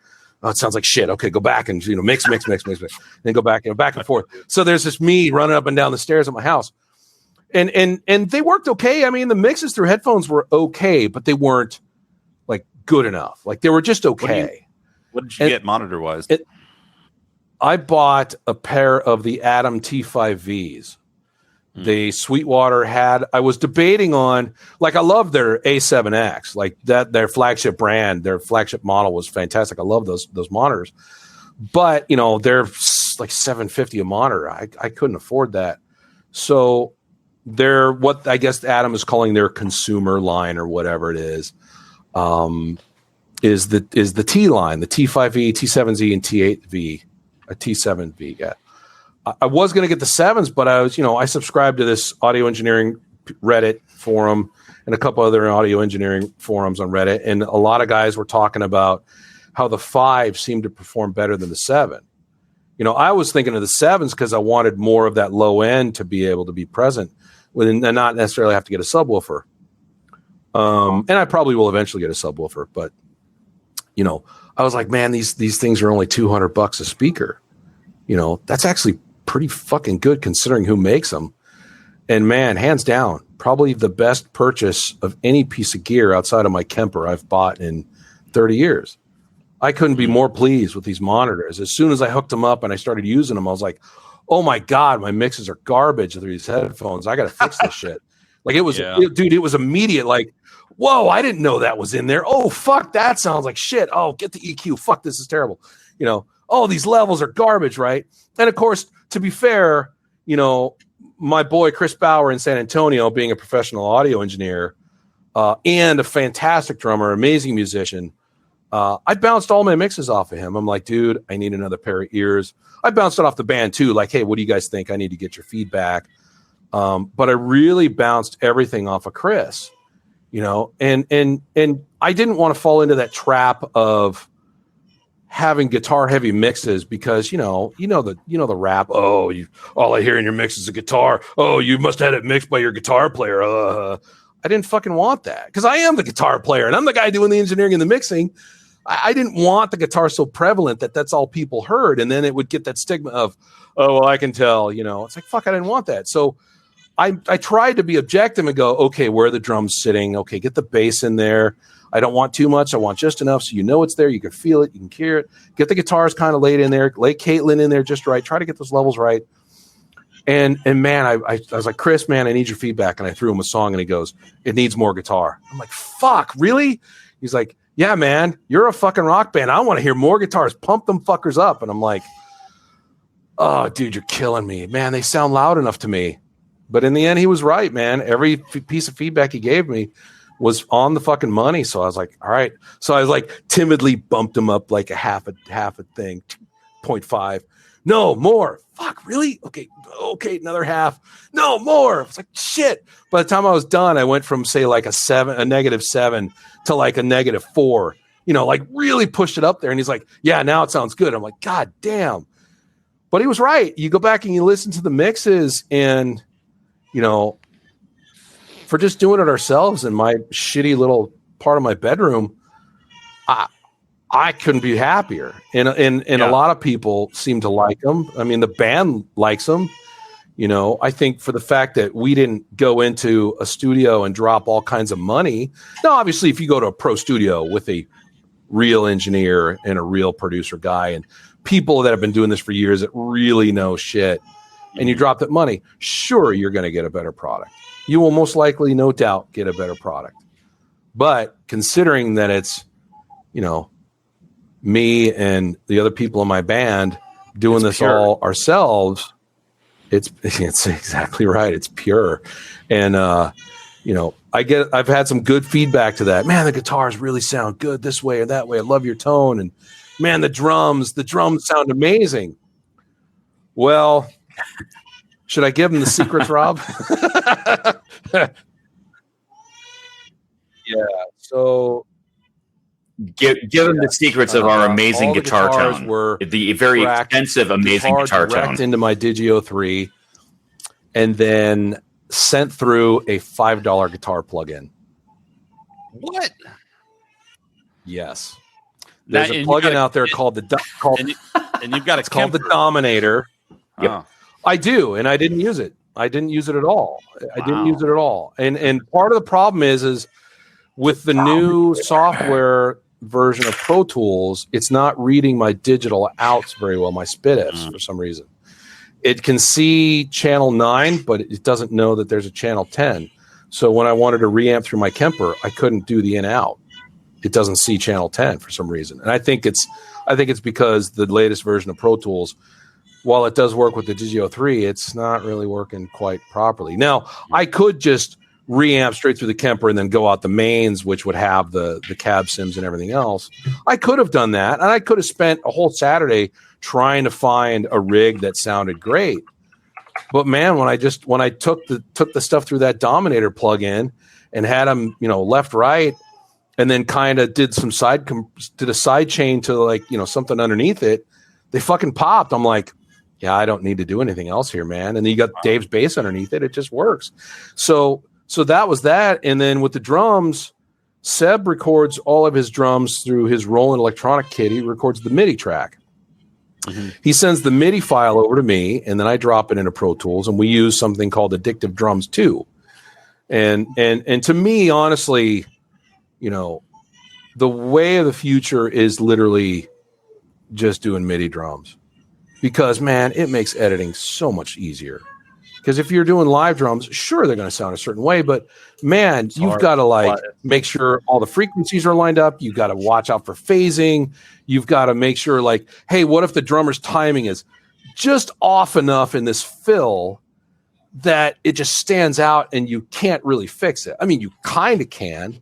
But now as you adjust based on those live drums, you've got to get the entire track and make sure something's not bleeding funny, and it's a fucking nightmare. Yes. With MIDI, you go, ooh, fuck, Seb just slightly missed the timing on that roll. Let's grid it up and let's find out where it really needs to be and kind of get it locked in. So it still sounds natural, like he actually played it, but now it doesn't stand out like, a casual listener would hear it and their ear would go, ooh, what was that? That was kind of fucked up. That wasn't right. That the timing is weird. If we were doing prog and everything was in funky 7/9 and 11s and just this crazy conical rhythms and crazy shit like that, and Seb slightly got off on the rhythm, would anybody know? Well, I don't know, probably not. But we're playing mostly 4/4 riffs, 4/4 rock, and it's like his tuplet wasn't quite correct. We should make sure it's not standing out in a way that makes people's ears stop, right? They go, oh, fuck, what was that? So, there was, it makes editing easier because you just move the little dots to where you need them in the rhythm. the program takes over. So it just literally sounds like he fucking did that on purpose, right? It's a godsend. And with everything being able to be captured now, guys in studios everywhere selling their sounds, selling their hits, cymbal hits and crashes and toms and drums, all these sound packs you can get. Mm-hmm. Man, you almost don't even need to throw a drummer in a booth. You almost don't, with how good everything sounds nowadays, but the downside of that is you don't get the studio experience. I mean, people that haven't been in the studio and done, a real recording, as I call it, there's a certain thing to it, man. There's a certain creative energy and space. You got your drummer in this proofed room and he's feeling the vibe, right? He's feeling the pressure because he doesn't want to fuck up. But there's still a vibe about it, right? But I think doing it the way we've been doing it, Sebastian can just relax. He's at his house. He's with his wife and kids. They're in the other room. He doesn't feel any pressure at all. If he fucks up, he can just fix it. Right? And you're not, which makes his performance. One thing I hate about the studio, the vibe isn't. The vibe isn't quite right because you're not jamming live with the guy. No, but I'm saying like one thing that, especially with something like drums, because you can't go redo that. It's like the time you're sitting there, you're on the clock. You're like, "Fuck, we've got this," and that's what always happens, right? Unless you're, and so what do? Right? You end up getting all these takes, and all. It makes me. I wanted to kill myself for like so long. Every time I have to deal with this shit, and I'm like, I'm so glad it's like at a place where I don't ever want to go through this shit again. I hate it, unless you are just nuts, fucking tight, and ready to do it. It's not worth it. It's much better to record this way, because you have all that pressure trying to beat the clock, and then you just end up with a bunch of shit. Like you said, you got to fucking go edit, and editing drums is a fucking nightmare. So I agree. It is an absolute if it's not vibing one night, or the band goes, "Hey, well, what about this? Change it, move some shit around. He can do another pass. It's no big deal, That's exactly right. Oh, and by the way, if you decide to change the arrangement, you can just go, "Hey, take this whole section of song, cut it, or just move it." It's like. Now you don't have to worry, especially with the MIDI drums. You don't have to worry about the bleed and where the edit cut was and everything else. It's going to be right because it's where it needs to be, right? And a cymbal hit is still a cymbal hit across that cut you just made. MIDI is still going to let that cymbal fade out, which means you're not going to go, and have that stop because something got cut. Like you listen to, I listened back to Van Halen's 1984 record where they piecemealed Alex's drums on. Was it Drop Dead Legs? Where if you listen back, there's cymbal hits that come in halfway through the hit, or they're kind of just, you can hear it. Go back and listen to that album. You can hear where they just splice tape. You can hear it. I feel like I did. And when I was a kid, I didn't notice it. I never noticed it when I was a kid because I was too focused on Eddie's playing. But now when I listen back to it, I can't not hear it now. I go hear certain songs and I go, there's that one. There's that one. Right. There's this one. Yeah. Yeah. Just so for now, I mean, that's kind of how, well, you kind of have to do things like this now. I mean, we're in the digital age. You're in a pandemic. Even if we weren't in a pandemic, it makes more sense to do it. You don't have $1 million, to shell out. Exactly. Now, if you gain traction and suddenly you start building a huge following and the band starts making some money in regards, and we know how hard it is to get an original band off the ground in order to make decent money, and honestly, bands have done it. We've seen it. I mean, look at Nothing More. They were at it for years before they got picked up, but they built their own thing. They toured all on their own. They did it all on their own, and then they got a huge following and got signed on a major deal. And now, look where they are. Can it be done? Yes. Is it fucking hard? Oh, fuck yes, it's fucking hard. Especially for a band like ours. Look, I'm the oldest dude in the band. I'm old, right? I just turned 50 last month. I'm old. And I admit it, I'm old. However, I have one advantage is the work I do for a living. Yeah, tell that to my body. I'm part cyborg at this point. We got 3 guys in the band that if somebody called up and said, "Hey, we want to sponsor you on this tour," 3 of us could do it because we all just need to be connected to the internet to do our work. Mm-hmm. Our bass player can't do that. He drives a truck for a living. Our singer can't do that. She's a surgical tech. So can we do touring? Not without a hell of a lot of fucking planning and a hell of a lot of front end work to pull it off, because we're all in stages of life where it's not feasible without that massive amount of planning. And that's not to say that if somebody said, hey dude, can you guys do a quick Texas run, like a week through various dates? Well, yeah, that might be easier because we could plan it all out together and everybody's taking time off from work at the same time or whatever. But it's certainly, the music business is certainly still a young person's game, because they have the least amount to lose, really. And they have more time to do it than, say, guys in my position, But with that said, people that are like me who still have a burning passion and desire to create something make the time, right? People always ask me where I have time, and I'm like, I fucking make it. I make the time. There are days where I don't want to, but I still make time for it. I look forward to every Monday and Thursday when we get together because we have so much fun doing it together, and I think that's what keeps it going. You just have a shift in philosophy. To me, this is all fun. It's all fun. And I love doing the engineering stuff and doing the tracking, and sure, editing's a giant fucking pain in the ass, but it's something I love. So I enjoy the tedious work. It's like, I love doing this. So yes, I will sit on my ass in front of my computer for 10 fucking hours editing 2 guitar parts if I have to, and I'm being facetious in that regard, but it's a passion. It's just, I had the fire in my belly at 13, and there's been many times where I was like, you know what, this just isn't fucking worth it. But man, the fire wouldn't go out. It literally won't go out. I remember I told my dad, because we fought about this, about what are you going to do with your life? I think everybody has that conversation with their parents at one point. And I remember I was so upset. I just looked at my dad and said, I don't give a fuck if I'm playing at a shitty bar the rest of my life. This is what I love. I love it. I love getting on the stage. I love playing. I don't love the business side of it. I think everybody agrees the business side can be a giant fucking pain in the ass and can suck a bag of dicks. But the other side of it is what makes me want to keep going. I love being on that stage. I love being able to fucking plug in and get that roar of the guitars and the fucking loud drums and trying to be put on a better show than the one you did before. To physically sit there while you're playing and be like, man, not only do I need to show these people I love it, but I also have to make sure they don't love it so much I start fucking making crazy mistakes, right? And so it's still there. I think it'll be there until I physically just can't do it anymore. And honestly, until my hip was fixed last year, I literally thought I was going to have to pull the plug. I almost did. Well, that's great. I almost thought. As a cyborg, dude, you have no idea. Yeah, I've got a fully reconstructed, replaced left hip. My knee was replaced in 2015, so I've got the TSA loves me at the airports. But man, I can't tell you, Skunk, I'm not kidding, man. There was a point last year before I knew I could get the surgery that I was in probably one of the worst pain days I'd had in a long time, where I couldn't sit, I couldn't lay down, I couldn't stand.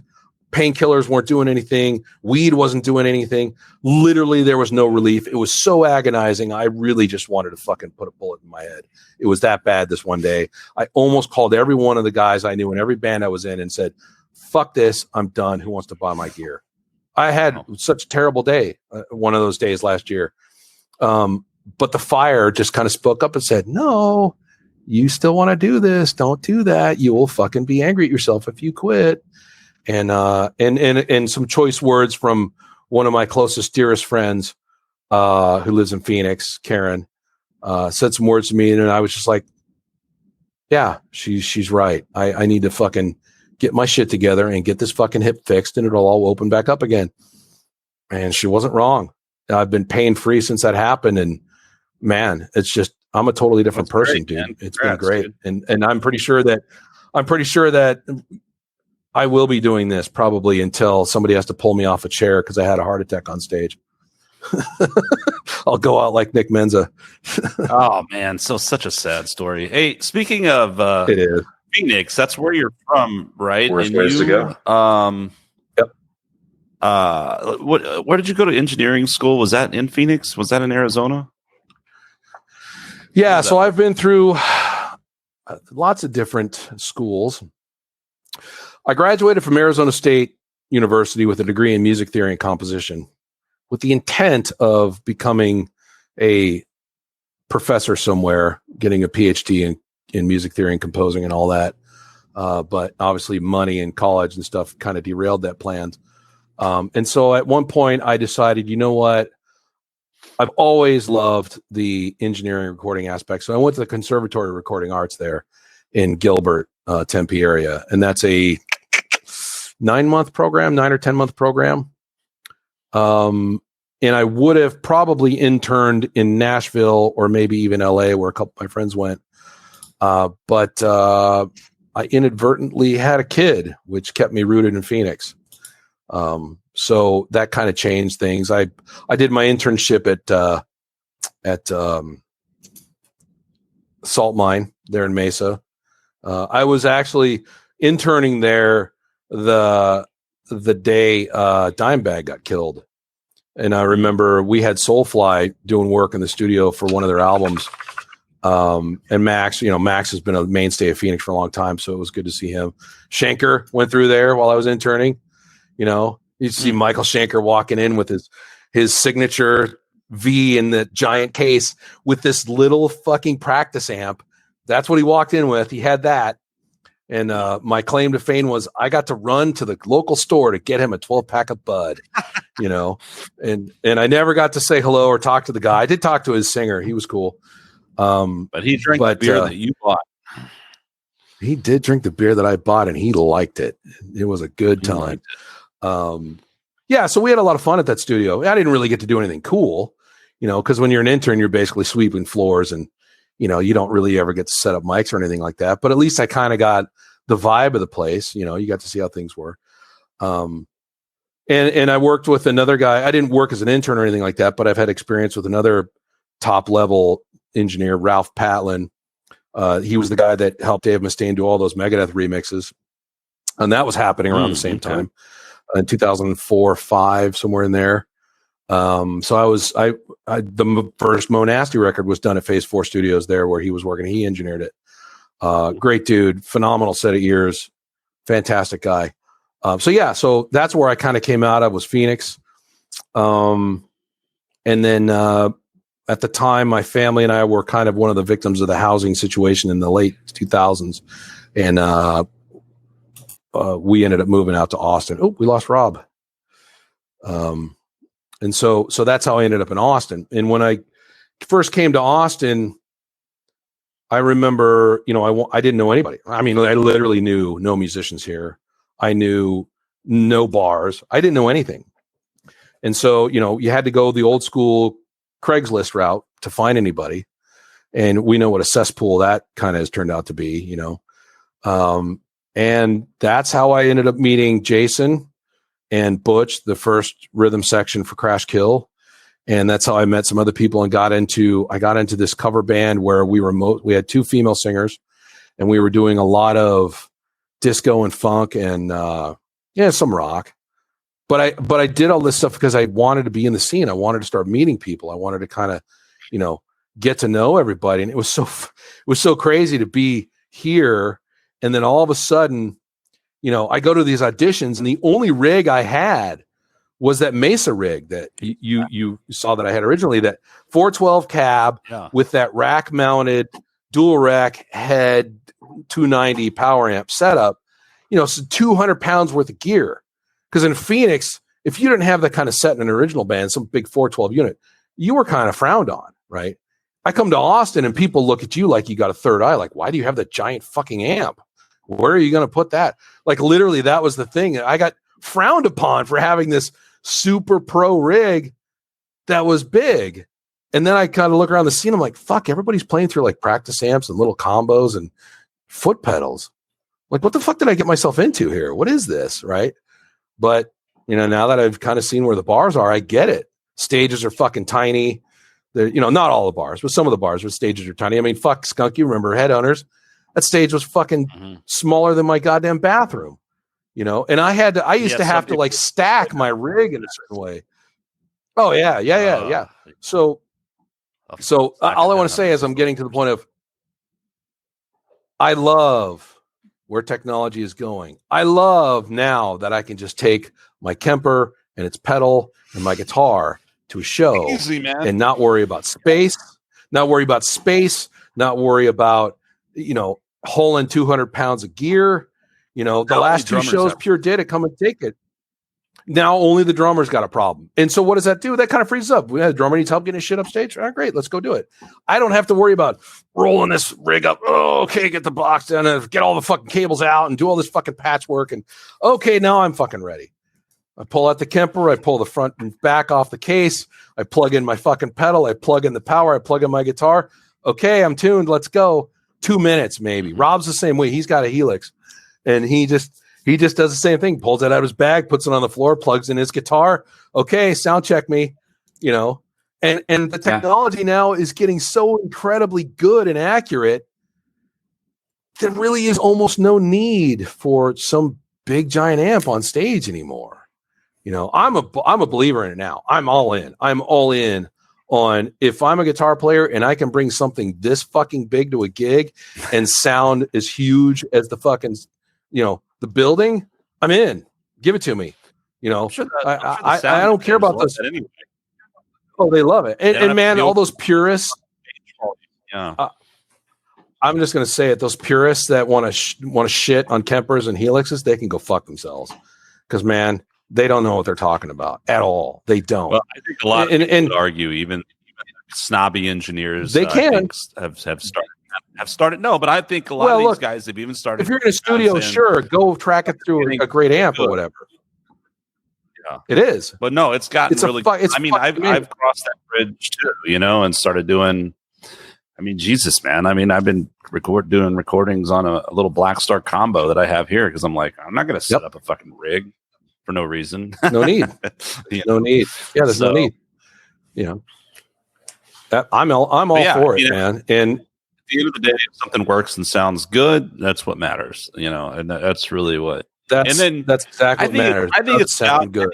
You know, if you're like doing a little blues jazz trio and you want that real, you know, great AC, you know, Vox tweed AC combo amp kind of sound. Yeah, yeah. A lot of guys use a little Fender Deluxe or DeVille or Twin.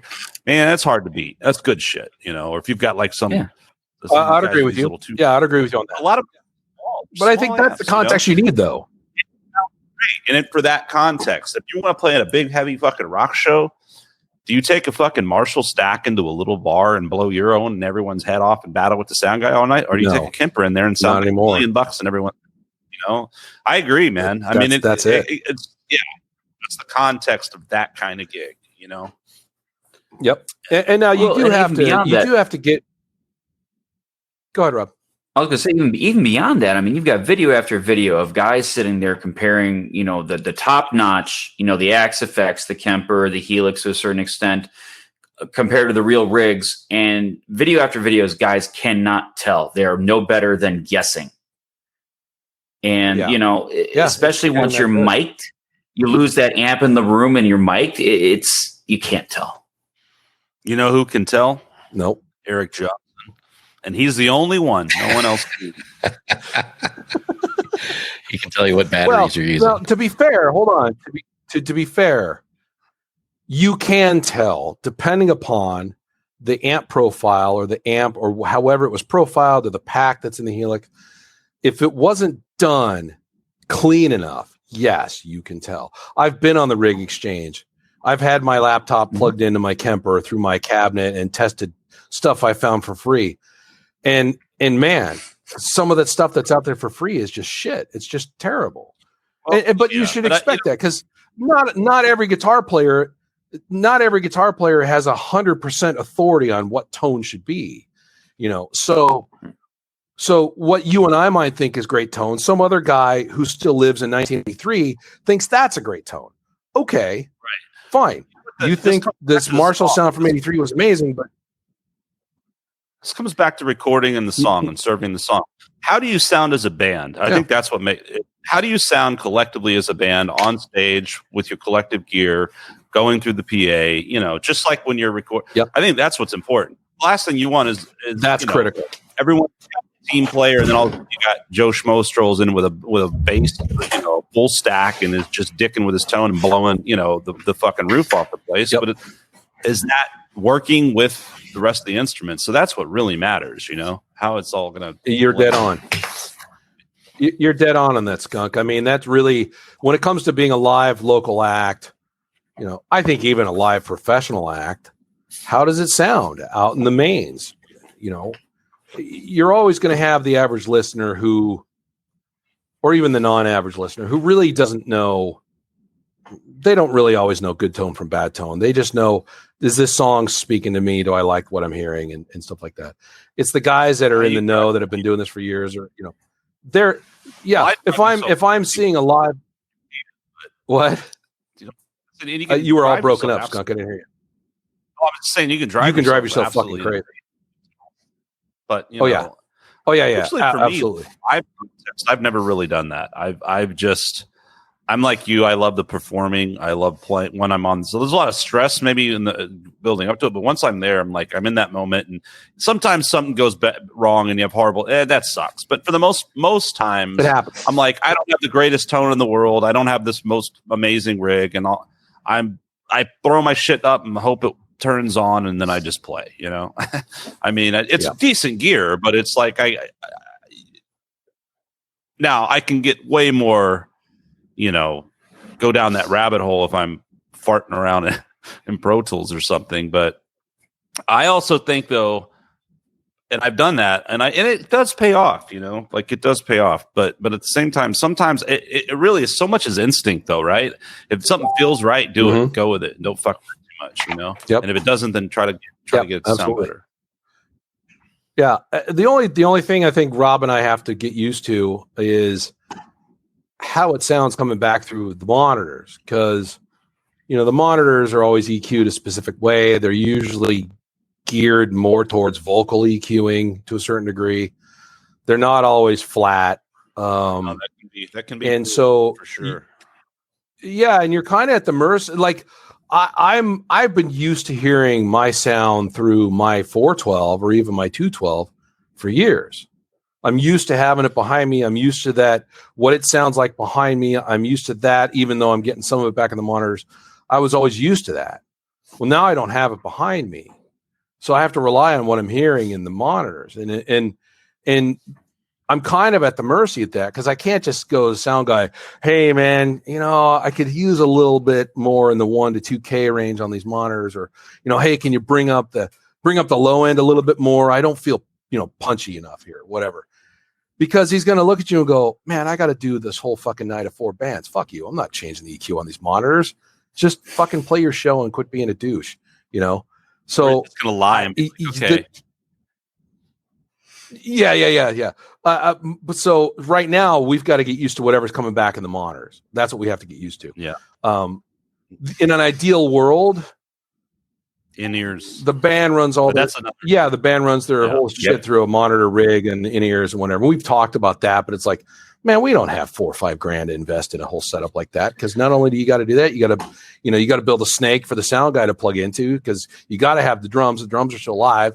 You're giving him a board to plug in and out, so the drums are going into our board so we can get monitoring, and then it's got to go through his board. It's a logistical nightmare.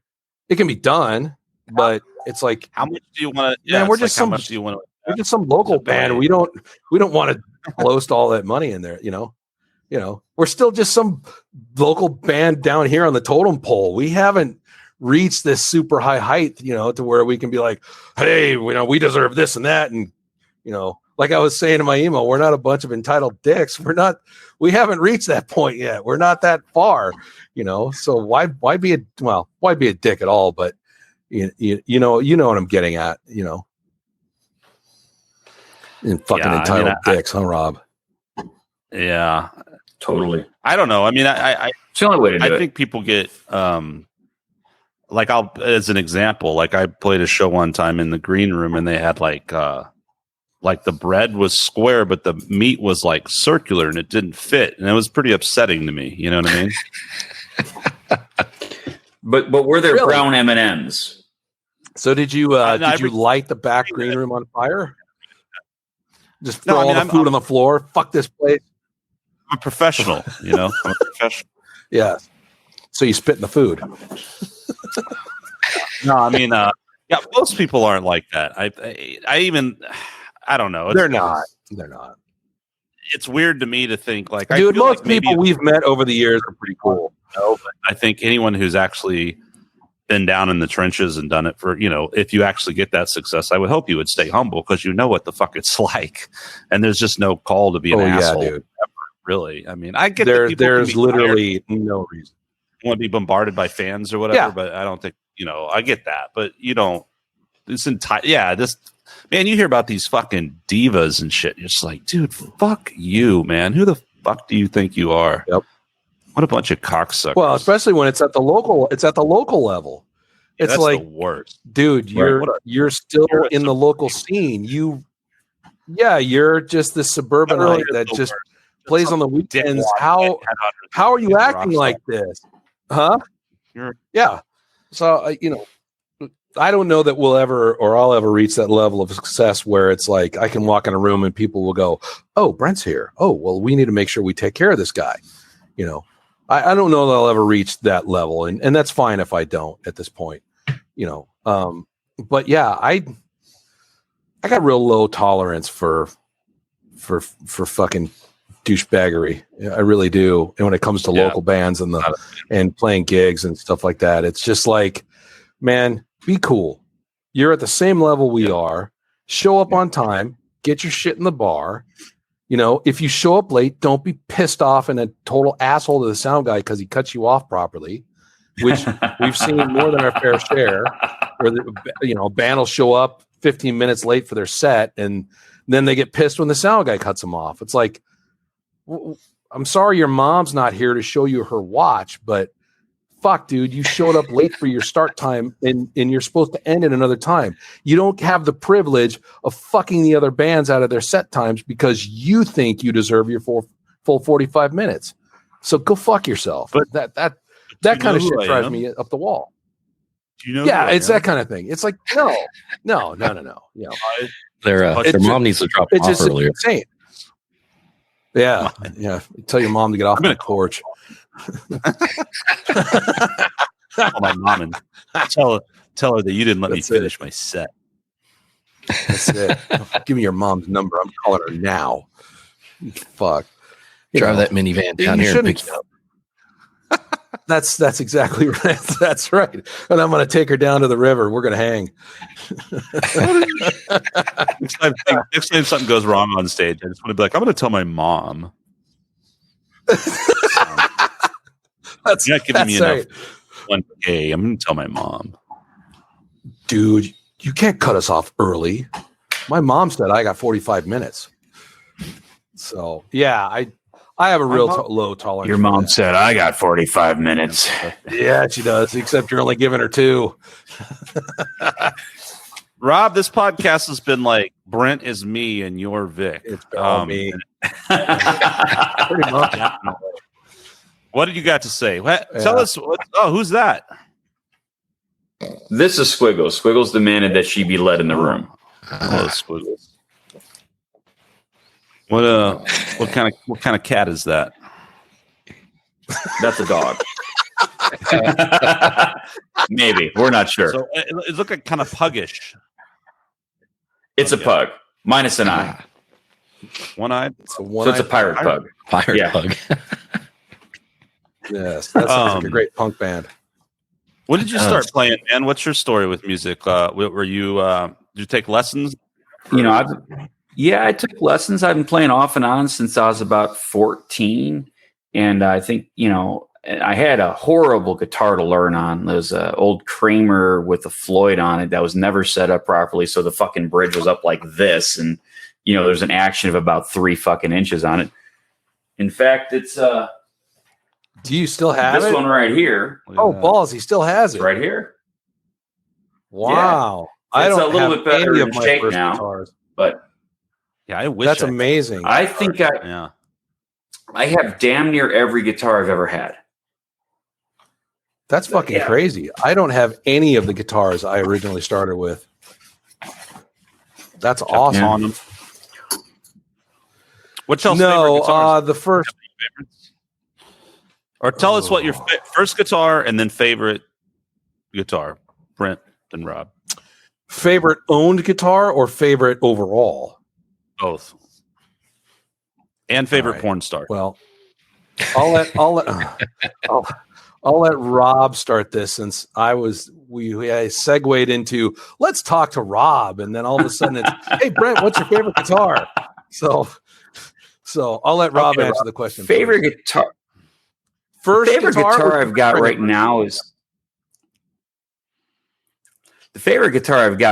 probably I've got this Chapman V, which it's just great to play on, and I don't like V's and I don't like purple guitars and I don't really like Floyd's, and it's got all those things and I somehow love it. I don't know, it just like went around, the needle went from terrible out and wrapped around to awesome somehow. I don't fucking get instrument, it. Man, it just feels good, dude. I mean, that's a couple of guitars that really the only guitars that I have. I mean, the last guitars that I sort of like bought that were, not affiliated with something, a company in particular, were like my Strat and my Les Paul. And those were both somewhat impulse buys, maybe not the Strat, but the Les Paul, I was amp shopping and I just picked up this Les Paul just to try out an amp. And I was just like, wow, fuck. And it wasn't like a custom or a studio. It was a lesser line. They're called Les Paul Specials, so a little more affordable. And I ended up just getting that guitar, and that was probably around 2000, 2002. Anywho, so I'm a big believer in that, in terms of like, you could pick up two of the same brand of the exact same guitar even, and one just feels better, because they're all little feels and sounds better. Yep. Yeah. Yeah, I would agree. Then I've got this model. It's a small company called Tragan. Never heard of them. With this weird paint job on it. Yeah, black and white. Yeah, that one. Those is a real douche, real demanding.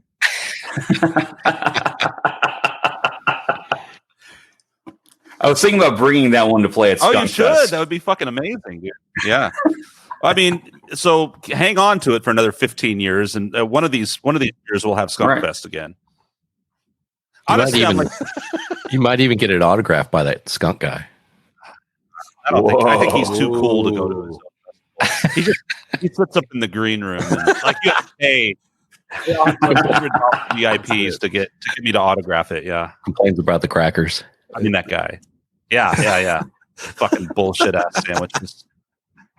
I've never had the green. The one time I actually got into the green room I didn't even know there was one. Of course there's going to be one, but when I played with Bull at Come and Take It, I don't know how the hell he does shit. And I was like, oh, there's a green room. This is cool. That's upstairs, right? Yeah. The green room there is upstairs, isn't it? Yeah. Yes. Yeah. That's crazy.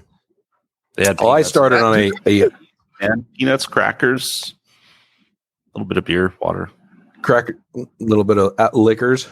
Like seriously, if I started. Yeah, I'm block. Go.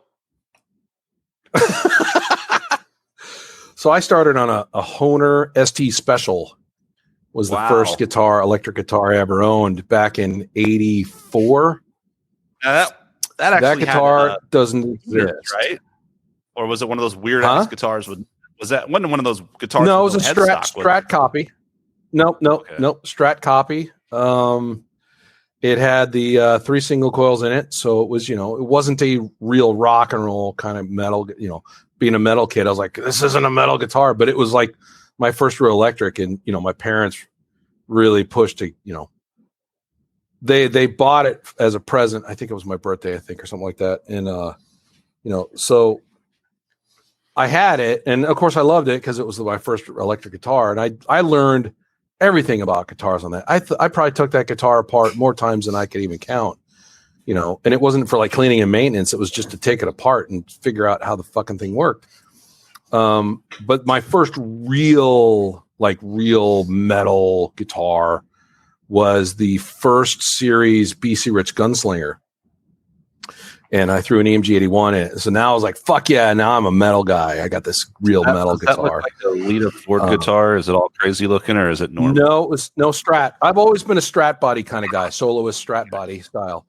Although now recently I'm leaning more towards the single cutaways, the Les Pauls, the LTD EC lines. But yeah, so that was that one. But you know, I've got that Charvel that's right there. The black one with the white Seymours and stuff. Man, I saw that on Sweetwater one day and I was like, that is probably hands down the sexiest guitar I think I've seen in years. And I did everything I could to make sure I bought it. And I love it. The only thing I don't love about it is where they put the pickup. They put the jack for the God damn it, the cable. Yeah. It's not like it's not on the bottom. It's not on the bottom. It's kind of like they beveled the side. Well, here, let me grab it. That's a Strat thing, isn't it? I forgot Lita Ford played BC Rich. Yeah. I just think of Lita Ford and then Slash in that You Could Be Mine Guns N' Roses video. I mean, Poison probably. So what sure BC did have like a hot pink one. So they did it like this. So it's you know, cut on the back. That's weird. So it's cut to the side like that. It's okay, but it's really you can't. It's not good for if like you just want to play sitting down and you got it plugged in, because now if you're plugged in, you're sitting down, you got this cable against your leg. But when you're live and you've got it, you know, strapped around your neck, it's okay. It works out okay. But you know, me being a big fat guy, it kind of pushes into my side folds, and I don't. Maybe that was the idea that it was less likely you would knock it out or something like standing. Yeah, yeah. 7-string, right? What's that green one behind you? That's a Sterling. That's the JP 70. That's a Sterling Music Man. I never play it. As a matter of fact, if anybody wants to buy it, it's for sale.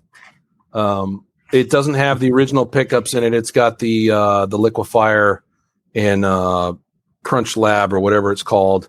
Had those dropped in it, and I had it set up. It's straight. It's a great guitar and it plays fantastic. I just find I don't have a use for it anymore. No, man. I've always been a 6-string guy. Even with my giant fucking hands, I can't do the 7 very well. I mean, I can do it and I use it, but I consider myself more of a rhythm player than a lead player. And so when I start doing leads on that thing, it just starts like weird.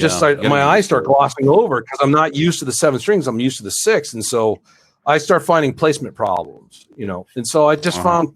I used it for a while with Crashkill, writing some the newer material that we were working on, but I just found I don't have a use for it. I don't need it. I'm never going to probably do anything with it again.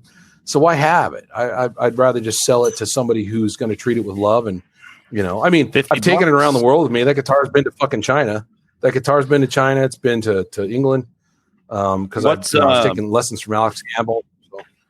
Yeah, I remember you. I think when you came into Mesa that time, you guys did the Crashkill songs that we were talking about that. Yeah, I had that. I did it on some of those recordings there. But you know, I just find lately I'm gravitating more towards the single cutaways because I've got that. You've seen I've got that Les Paul tribute that I play with the ZZ Top guys because you know, God knows I can't afford a fucking real Les Paul because Jesus Christ are they expensive. But the guitar I'm playing constantly now is that white EC 256, that LTD ESP 256. I'm blown away at how well that guitar fucking plays for being a $300 guitar. And I threw some Fishman Fluences in it, Modern Fluence, and that fucking guitar rips and it screams. And, you know, I'm thinking about getting another one because I was just so blown away for being such a low-ended model of how well it plays. You know, what would you sell that? You know, I don't have my Paul Reed Smith here, but I got the purple one there. Huh? What would you sell that Music Man for, do you think? Well, I paid $650 and I probably dropped $450 into it. So, you know, 6 somewhere in there, 5, 6.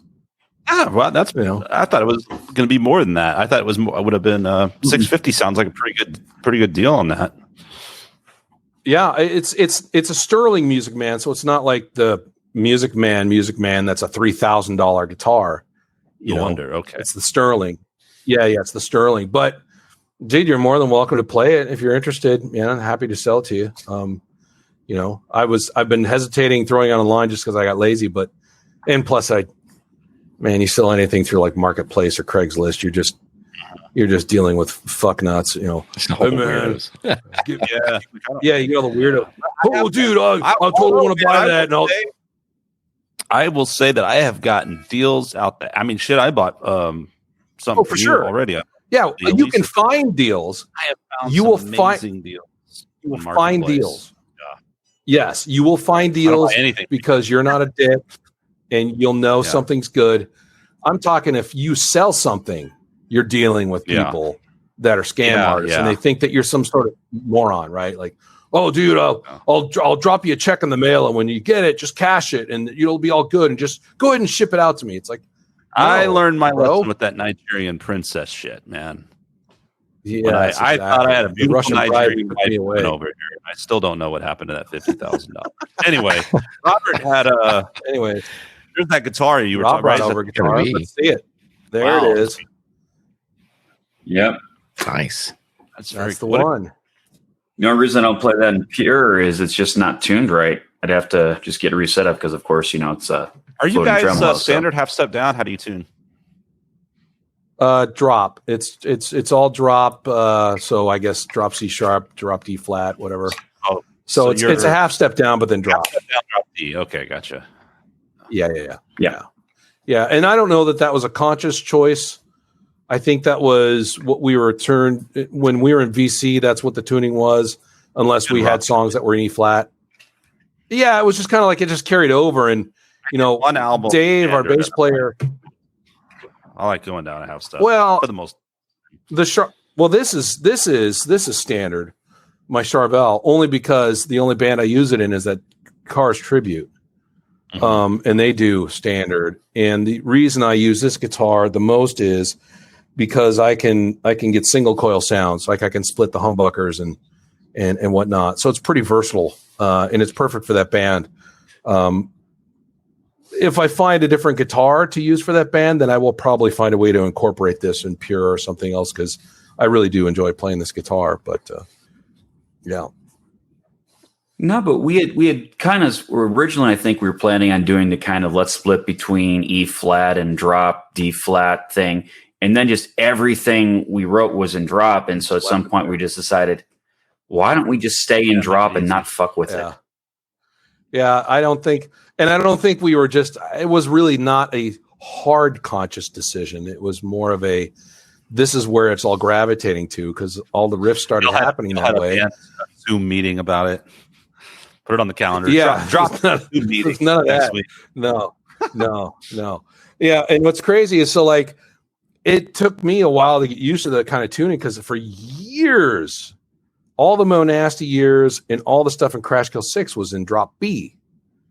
And, I got used to playing strings that weren't thick enough for that kind of tuning, right? When Zakk Wylde had his gauge of 10 to 60, that's what I used.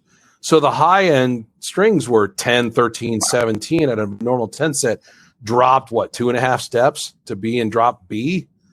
So, I got used to playing that way. And so bends were super easy. All this stuff was super easy. And then I go back to standard and some of the tunings Pure's in, and my fingers had to remember how to get back to that strength of bending and getting the right intonation in the bends. And the Jackson behind me there, that's in drop B. If Crashkill was doing anything, that would be using that guitar. I actually take that to Phoenix with me when Monasty's doing anything. And I only use it for that band. I don't use it for anything else. I love the guitar. It was a gift. I'll never sell it because it's a gift. But unfortunately, it's just not a well-made instrument.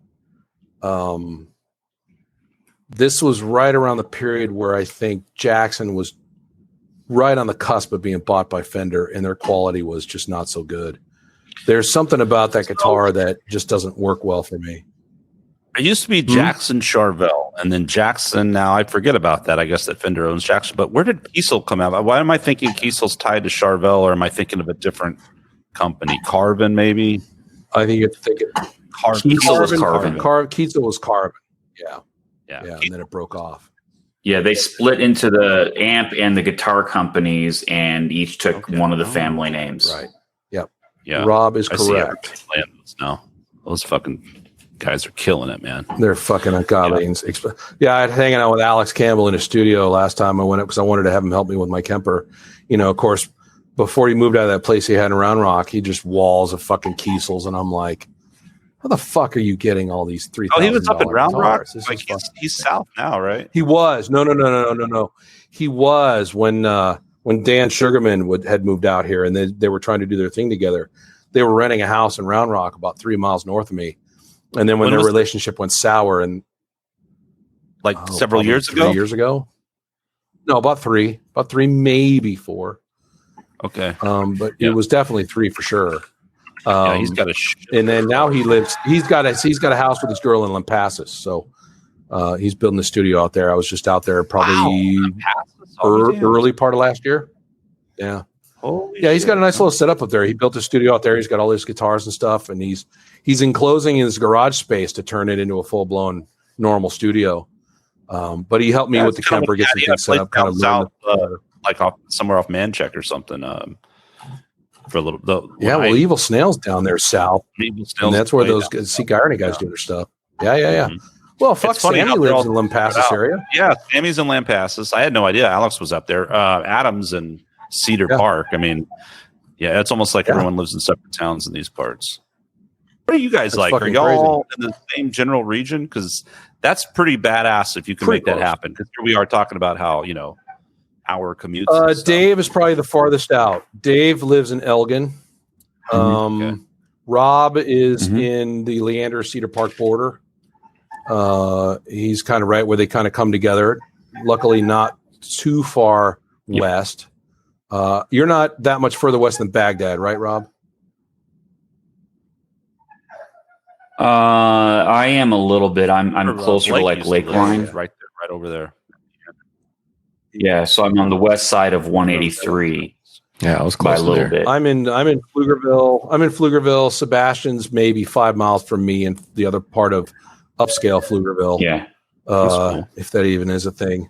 Cableton's off of like 316. So I call it upscale Pflugerville because those are all new builds over there. They're not older builds. Sound like one of those guys. I'm a musician. I live in upscale Pflugerville. You can't talk to me. You want to hang in my studio, buddy? We're going to want to upscale Pflugerville. That's right. I got a nice little pad in South. I got a hot little pad in South Peeville. Let's go meet at Hanover's for a beer. I miss Hanover's. That's a cool place, man. I like that place. Still there, still doing their thing. I want to go try their sandwiches. I'll get food now one of these days. When it feels right, when it feels safe. I mean, now Biden's in office, everything's going to be better, man. We're all going to be required to wear masks. And I'm not at home. Rob and I work from home. It's Rob the new law. I work from home. In your house. We're all going to jail right now. Is that what I have to do? I have to wear a mask in my house? Yep. If I wear the mask, do I have to hold myself at gunpoint and rob myself? Yeah. Loot your own house. Hate yourself. Learn to hate yourself. Forget.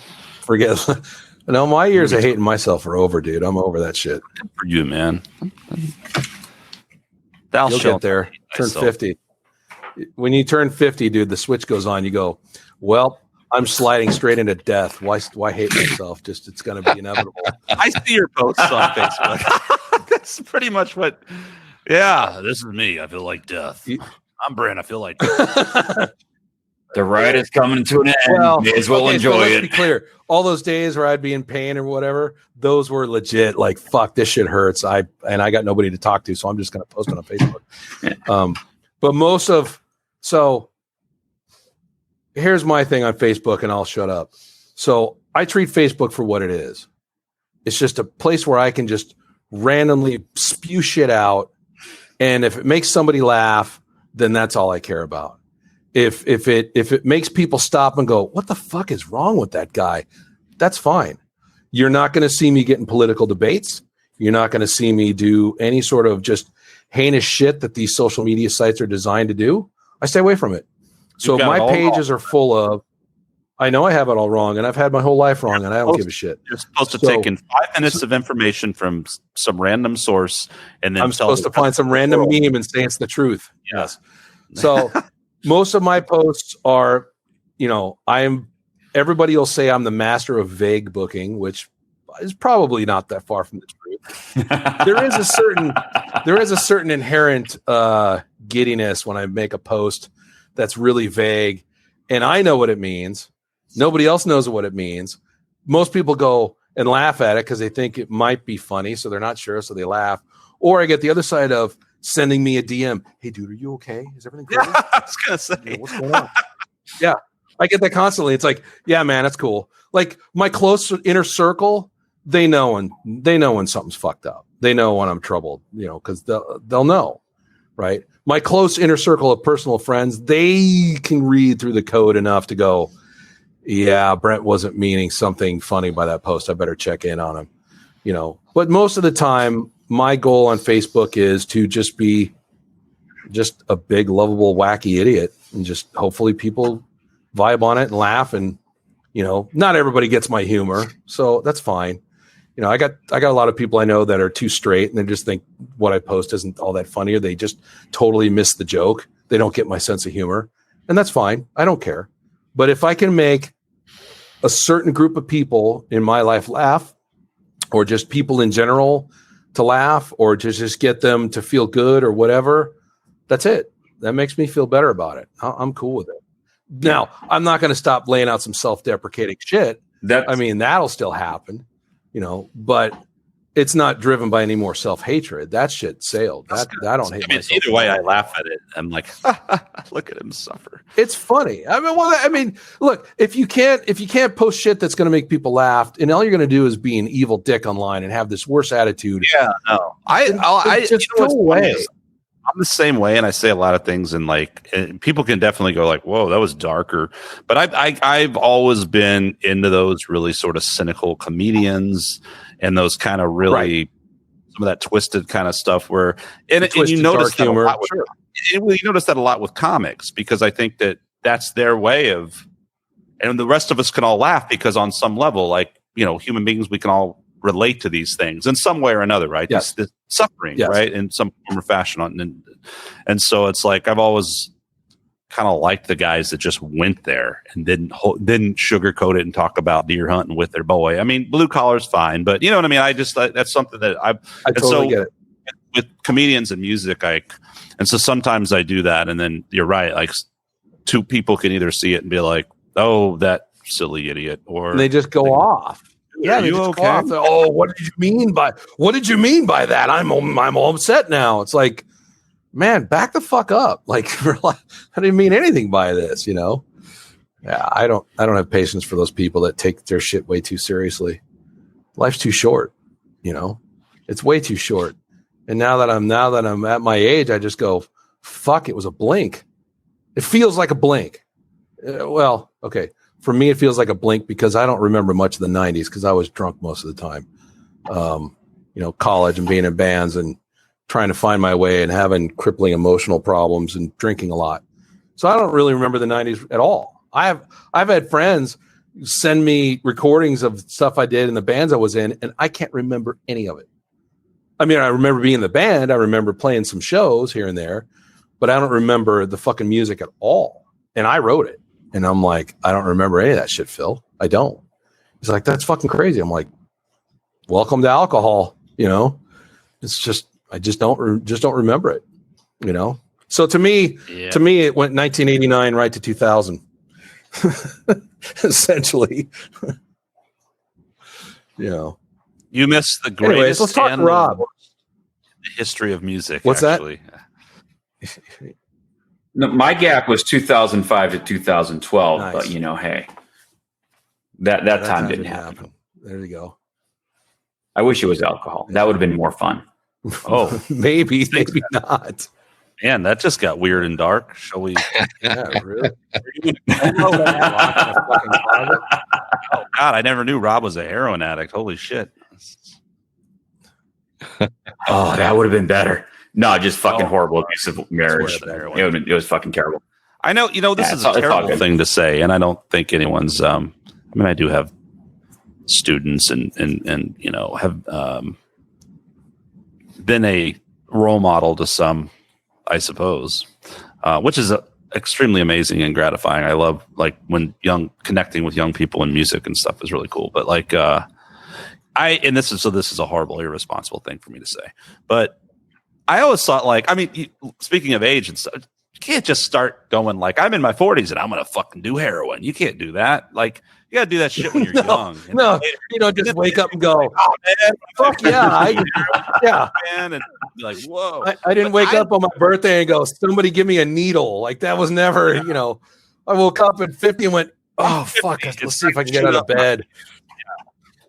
Yeah, I need to shoot this fucking stuff right in my dick. Yes. Because everyone was dying in the fucking, all Alice in Chains, all the guys that I was inspired by, they're all died from fucking heroin and shit, and even going back to the 60s and whatever. Dude, it's nasty. I remember I had a friend, if it was I started smoking weed and stuff, and even did a few things, but never did acid. And then if I had a friend that was one time we were just sitting there drinking in a parking lot or something, he's like, I want to do heroin, and I'm like, oh god, heroin. And it's but it's I think it was good that I got never went down that fucking road. There's nothing worse than being a fucking junkie. I don't know. Fortunately, I've never been a junkie, but I understand alcohol.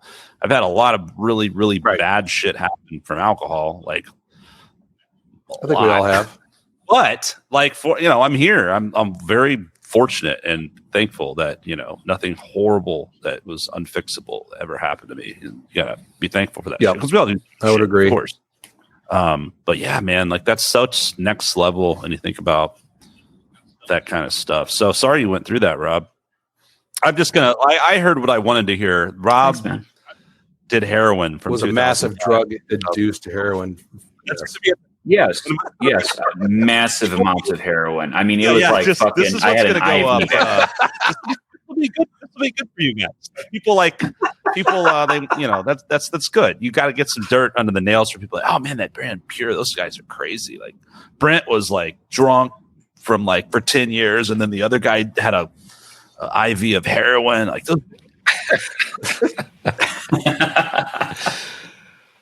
No one wants to hear this is my Carvel.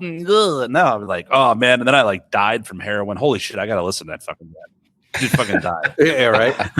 That's it. I used to actually think about. I think I used to do that at open mics. And I would just fuck with people and then I had people come up to me a few times and be like, man, did you? And I'm no, I've never done acid. Suddenly, I'm fucking on acid right now. It's just I got this. I got the same thing. There's a rule in the band. I'm not allowed to talk in the mic at a live show because I'll just say the most ridiculous shit I can think of. I did that a few times with Vicious Cycle, and because the pace. I'm always worried about the pace live. I don't like a lot of dead space between songs, right? I just don't. I never have. I think it's terrible. And there's reasons you have it. Of course, guys change the guitar, or maybe there's a technical issue. That's different. But it drives me nuts when I see a band take more than a minute to get to the next song. It's fucking move. Go, get the next song going. Let's go. So I'll tell you I used to the worst already. Yeah, I used to in Vicious Cycle just get on the mic and say Cheney would say something, and I would get in the mic and just say the most retarded thing that ever came to my brain, and just Seb and Rob would just start laughing and trying to hold it back. But in Pure, we were yeah, Brent's not allowed on the mic because he'll say something terrible. If you heard our practices, I say it all at practice. I said, I'm glad to hear that you guys have studied good Rogering shows, and you're oof, we don't want to do that. Well. To be fair, stupid shit. Why the rest of the band cringes? Well, but that's kind of half the fun of a good Rogering show. We know what we're getting into when we go to those. Let's see. Is Scott going to take off his shirt this time? And if you have to, you got a song called "Eat, Fuck, Kill." How else can you not understand that that's what you're getting into?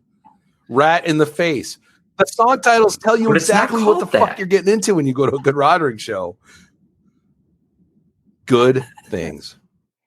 Good. Hey, man, you guys have been my favorite band since I moved here. Good things. It was wholesome. Wholesome. Bring your kids. Yeah. Wholesome American family values. Do you do children's parties? Because my kid is turning 18. That's AGR's new model, wholesome American values. Well, I think I told this story. I don't forget who it was. We were talking. It might have been on John's podcast. I think so. Yeah. It was someone who had played with a good Rogering. And we ended up in a situation where we got booked at during South by when everybody just plays fucking everywhere. Whatever. We had a couple of, 6th Street type gigs or who knows.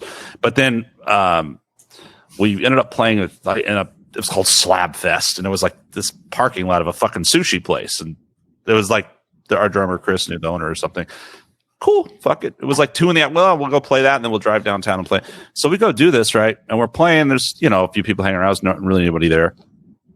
And all of a sudden these kids, there's like a bunch of kids showing up. And we're like, ooh, this is not really our crowd. Yeah, what are we going to do? We're playing Caveman Angry. And I was like, well, we're going to change the words. So instead of eat for it, it was like, eat fun, whatever the fuck, right? Who knows? Change the word. And all this, and then we're just like, this is so weird. We're playing like this metal shit for these fucking kids, and everyone's just like, And then the kids came up and played. So I was like, oh wow, we just opened for a bunch of kids. So I was like, they were the next band, and like all they were the band. Like, oh hi, we're at Rogering. This one's called Caveman Angry, Eat Fuck Kill. What do you guys play? So yeah, one of my highlights, one of my many highlights of my career. That's a good one. I like that one. Yeah, I was on heroin though, so I don't remember it. Someone else just told me about it. Ended up selling the kids heroin. That's it. That's what you about the heroin from the kids. Yeah. Sounded cooler to say I sold it to them, but they're actually my dealers. Man, this is a weird conversation. You know what's funny is like I feel like people don't really listen to podcasts either. Like maybe they do, but you'll kind of like scan. I noticed I've done like. You'll sort of like scan through a few parts to be like, I wonder if there's anything interesting in here. And like, that'd be awesome. Like if you just landed and you were like, yeah, I buy heroin from the kids, or, I guarantee you people that listen to this will be like, podcast. We've said heroin a lot on this podcast. Heroin. We've said a lot of stuff on this podcast. We need to write a heroin song. We need a heroin song. We need a heroin song. Stick the needle. Can I be stick a needle in your pee-pee? Sure. I'll write a song about heroin and I'll feature me on the song playing spoons. We need to do a male female cover duet song. You can sing with Caitlin. I'm down with that. Change all the lyrics. We'll change all the lyrics into singing about shooting up. Oh yeah, baby, it's cold outside. Just change up the lyrics. There you go. Yeah, or working out a metal version of "Endless Love." Remember how you thought that "Maybe It's Cold Outside" song was offensive? Well, check this version out. That's right, boy. If you were really pissed off before, wait till you hear this. Yeah, exactly. We talked about doing this kind of stuff. Well, or better yet, we heard you thought that song was offensive, so we fixed it to make it acceptable today. In this current climate of division, we've written this song that will bring people together. It's all about shooting up smack. Shooting that smack. Come on, kids, let's share a needle. Pure, ladies and gentlemen. What a name, right? Keeping it pure. Pure China white. Oh, dude. Dude, it's kind of crazy, man. I've walked in we got these beanies for sale and I've got mine, and I've walked into a couple places where I was the only white guy, and man, I can't tell you the looks I got, because I literally think that these guys think I'm some sort of white supremacist because I'm a white dude. My beanie says pure on it. Oh boy! But that absolutely has it literally has nothing to do with it. It's just and dude, it's weird. You walk in and you just see I walk into a 7-Eleven and the vibe just changed, and I'm like, I'm just here to get a Diet Pepper, bro. If you feel like, oh man, not a good time for our merch, right? Let me just remind you of what I came up with. Yes. Yeah, you did that on purpose. They're not selling like hot. No, they're not. No, they did sell for a while. So I mean, you can't wear a red hat anymore. You can't. I mean, you're right. No, I know. They fucked all that up. But some people, man, they're on edge. Well, I didn't either because everyone's gonna. We had a real sour taste in our mouth after Vicious Cycle. We had a really sour taste, the three of us, after what shook out, and we were just kind of bantering around band names, and I don't know exactly where the name Pure came about. But I had like a short list of different things I was thinking about. Well, that was the thing is I kind of had like a short list. We all kind of had like a little short list of just ideas, but I just blasted it out one day, and Rob and Sebastian are like, yeah, that could work. Like it's short, it's sweet, it's easy, it's quick. You can make a decent logo out of it. It's not, we all agreed we didn't want to have like the 3-name thing, like Bros of Austin or some dumb thing like that, where you've got all these ofs and is, and we didn't want that. We didn't want this long giant. Today on the podcast, let's start a side of Austin. Gee, I wonder what kind of band they are. Yeah, we like to get together, drink Lone Star, and sort of like make riffs and stuff. We sell kegs to high schoolers. We sell kegs to high schoolers in our backyard. Yeah, bro. No. So, but you know what I'm saying? Like, I didn't want this. Dude, let's do it. Rob, are you in? You, me, and Skunk. We're starting the Bros of Austin. Between you and I, we have like 30 bands already. So I know. What's another one? Fuck it, right? And all of a sudden, like one more starting tomorrow, we just got to tell every other band, like, hey, I got this new thing. I'm really going to be dedicating some time to it.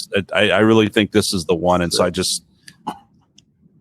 That I'm going to be putting most of my time toward my new project. Bros of Austin. What's it called? Bros of Austin. Oh fuck! Hey, you know what we need to do for that Austin Rock CD compilation? Let's just make a song. Just make one song, and we'll title it that it's from Bros of Austin, and get it on that comp. I'm in, man. I'm totally fucking in. I'll be dated, whatever. It's like Battle of the Bands, compilation CDs. Done it all in the past, and I'm at a point where I'm just like, whatever. I don't care. I mean, not to be a dick. I'm just like, I'm not interested. Yeah. Now I'm interested. Now you're in. Yeah. Fuck yeah. I gotta fucking be on a compilation. Because if someone saw that, bro, I saw that, I would be like, I don't care about any of these bands. Goddamn it. I want to know what this Bros of Austin is all about. I want to know how bad they are. Like, that's the thing. You can throw in your other collab, Boot Puke, in there. Oh, Boot Puke. Dude, I've got. Oh, wait a minute. Wait a minute. Explain that shit. Like a list of like songs of like to get tos, right? And Boot on that list. So I don't know if you know this girl Pearl Z. Do you know who that is? Were you at the first Skunk Fest? No, you were out of town, or you? No, I had to do it. I had a gig that first Skunk Fest, so I wasn't there that night. Yeah, because we were actually trying to work it to where you would be able to play. Remember, we were trying to figure out if you could play early one or the other, but anyway. Yeah, and then I realized later it was a blessing in disguise because there's no way I would have made both, so it all worked. Yeah. So there was this girl Pearl Z who's awesome singer, guitar, plays all the various instruments, musician, artist, paints, just really great. And she was in this band called Brown Kids with Yayo, right? Everybody knows Yayo's kid, and he was playing guitar and right. Okay. Oh yeah, you were there, dude. That's right. You were there the whole fucking day too, right? Yes. Props to you, sir. You earned that goddamn guitar. Earn that heroin. See if I earn that heroin. Yeah, straight. And that heroin. That's what people don't. Well, that was in the guitar cavity. That's why it was good to get the guitar for the heroin inside of it. So, children's parties. Remember, kids, children's parties. Meet me behind the house. No, nothing indecent. Just heroin. It just like I feel like this was the one podcast. Maybe we might have had like one other podcast where it was like maybe two, where they were like listenable, and we just actually talked about things. Like we probably had two, right, Vic? Yeah, we've had like 2 out of 30 something. Yeah, like 3 out of 30. And then this one was like that. And then like Brent was telling us all about the band and the history, and we were talking about guitars. And then all of a sudden, Heroin. Vic started it, and here we are talking about heroin and children's parties. Now I lost my train of thought. Oh, we were talking about the guitar. Pearl. Yeah, Pearl. So we had Pearl on the show. We had a class talking to her, and I highly recommend her song. It's not on Spotify, but it's on Apple Music. If you always listen to that. And that song, what was that song called, Vic? Got it on my playlist. People should listen to my damn playlist. Dang it. I make these danged old playlists. I don't think people listen to them. Her solo one? The new one? Yeah, it was something in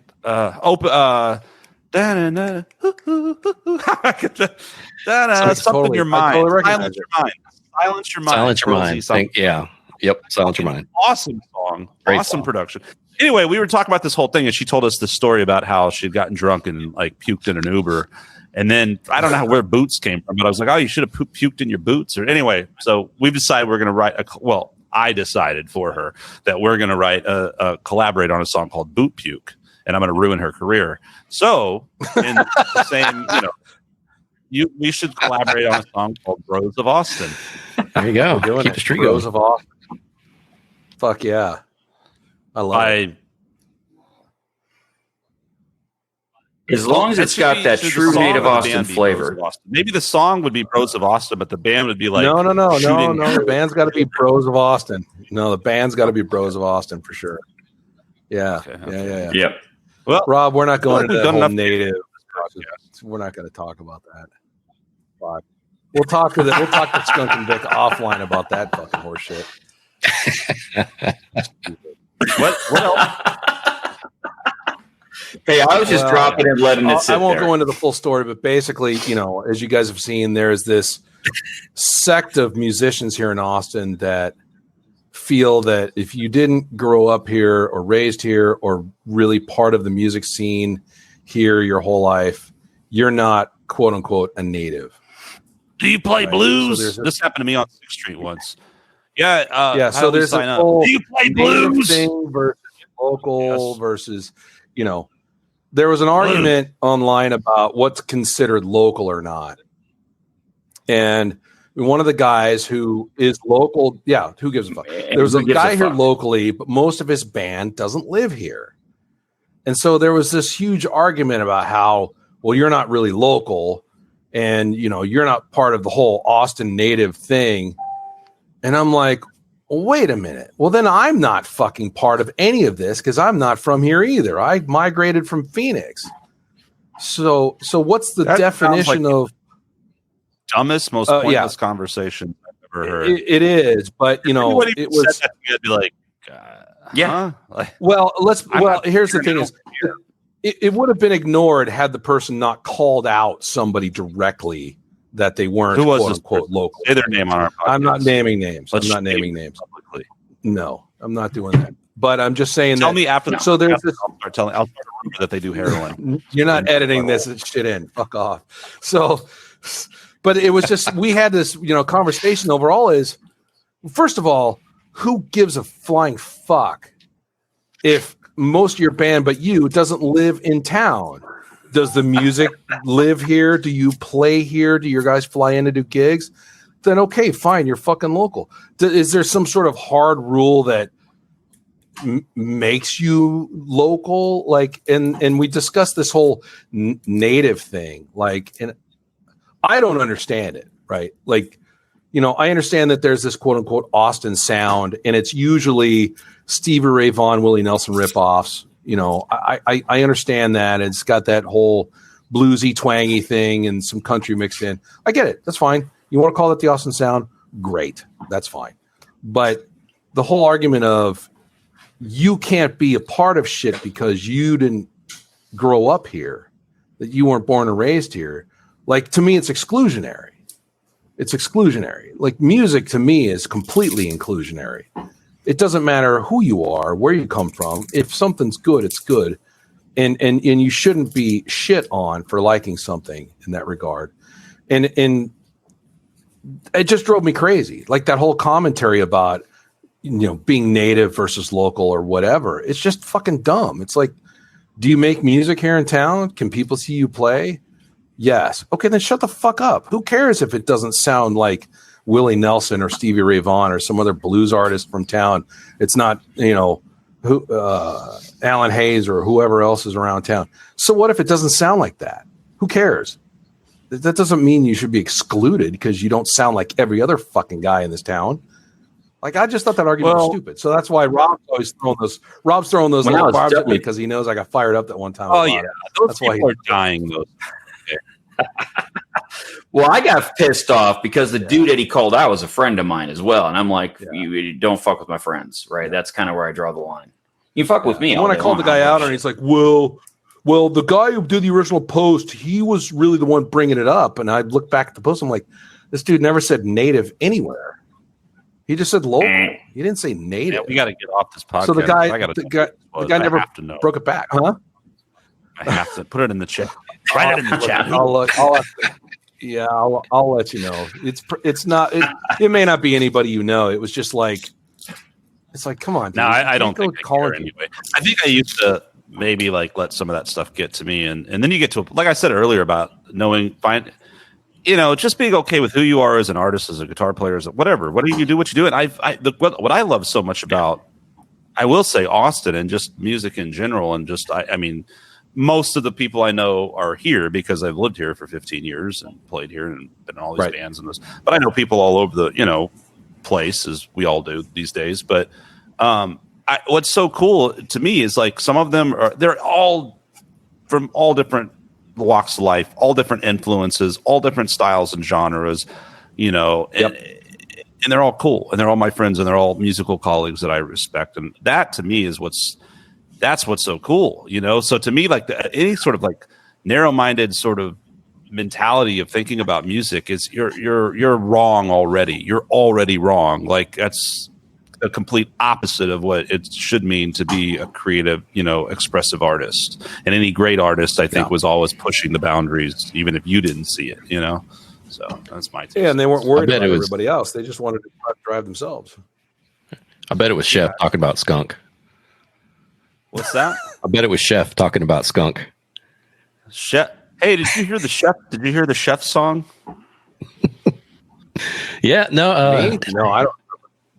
The Chef. I need to put that out as a little bonus track. I don't know. We had a song about. It was a song about Chef. A song about Chef. It's just about Chef's no bullshit nature. He's not going to sugarcoat stuff. And was it before the Fat or Fit song?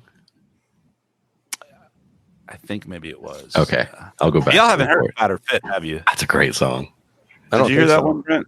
I don't think I have. In stereo, we actually did a song.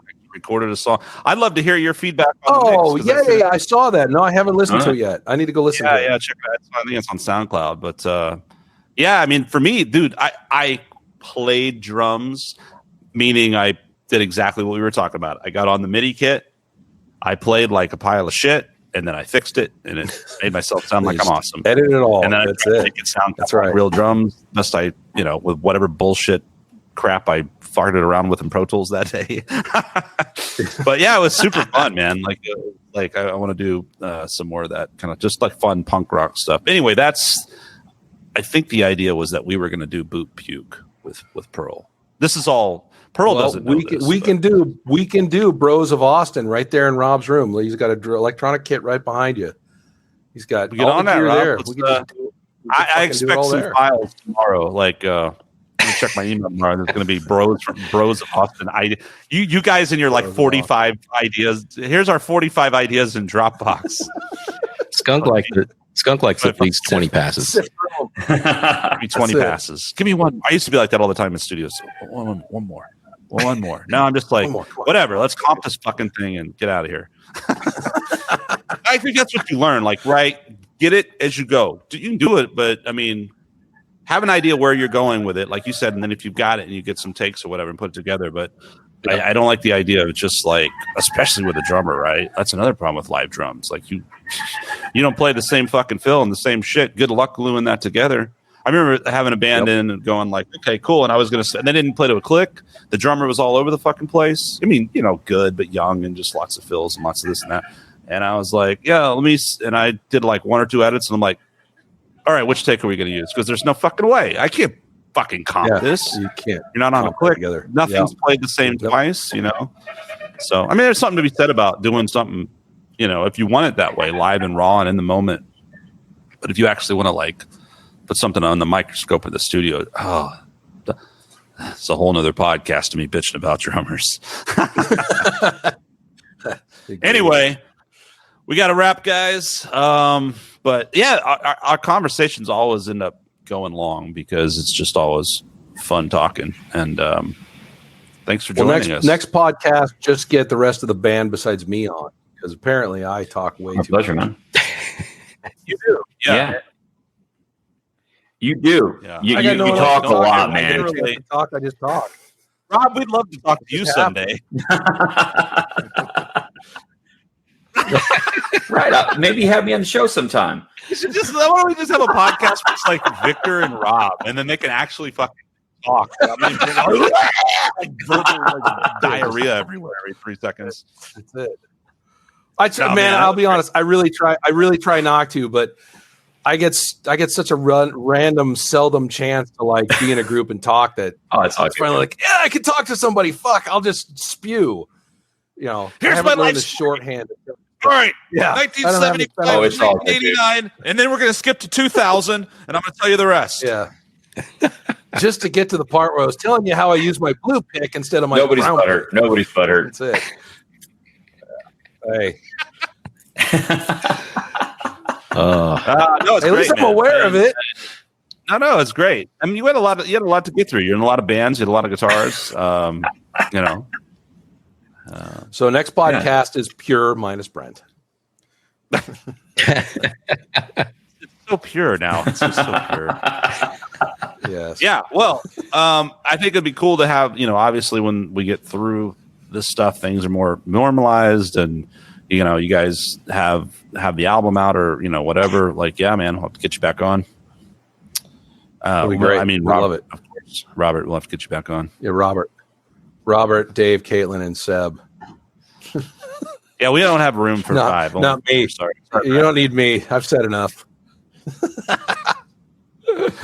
All right, fellas. Let's get everybody pure. Brent Moore. God damn it, Rob. What's your last name? Howard, right? Robert Howard. God, I'm thinking of the Rob. That's singer. No, Howard's the dongle one. Oh, yeah. Shit, well, he doesn't even play guitar for him anymore. Subbed and played through that shit. I don't know. I don't know what's going on in this goddamn town. Look, all I care about is, are they natives or not? Because if they're not, fuck them. No, they're not. They're not. So fuck them. Yeah. You need to fuck the dongle. Hey, boy, I like that pure man. What's going on? All right, we're going to get out of here. I'll put the links. Thank you guys for joining us. Thank you guys for having us.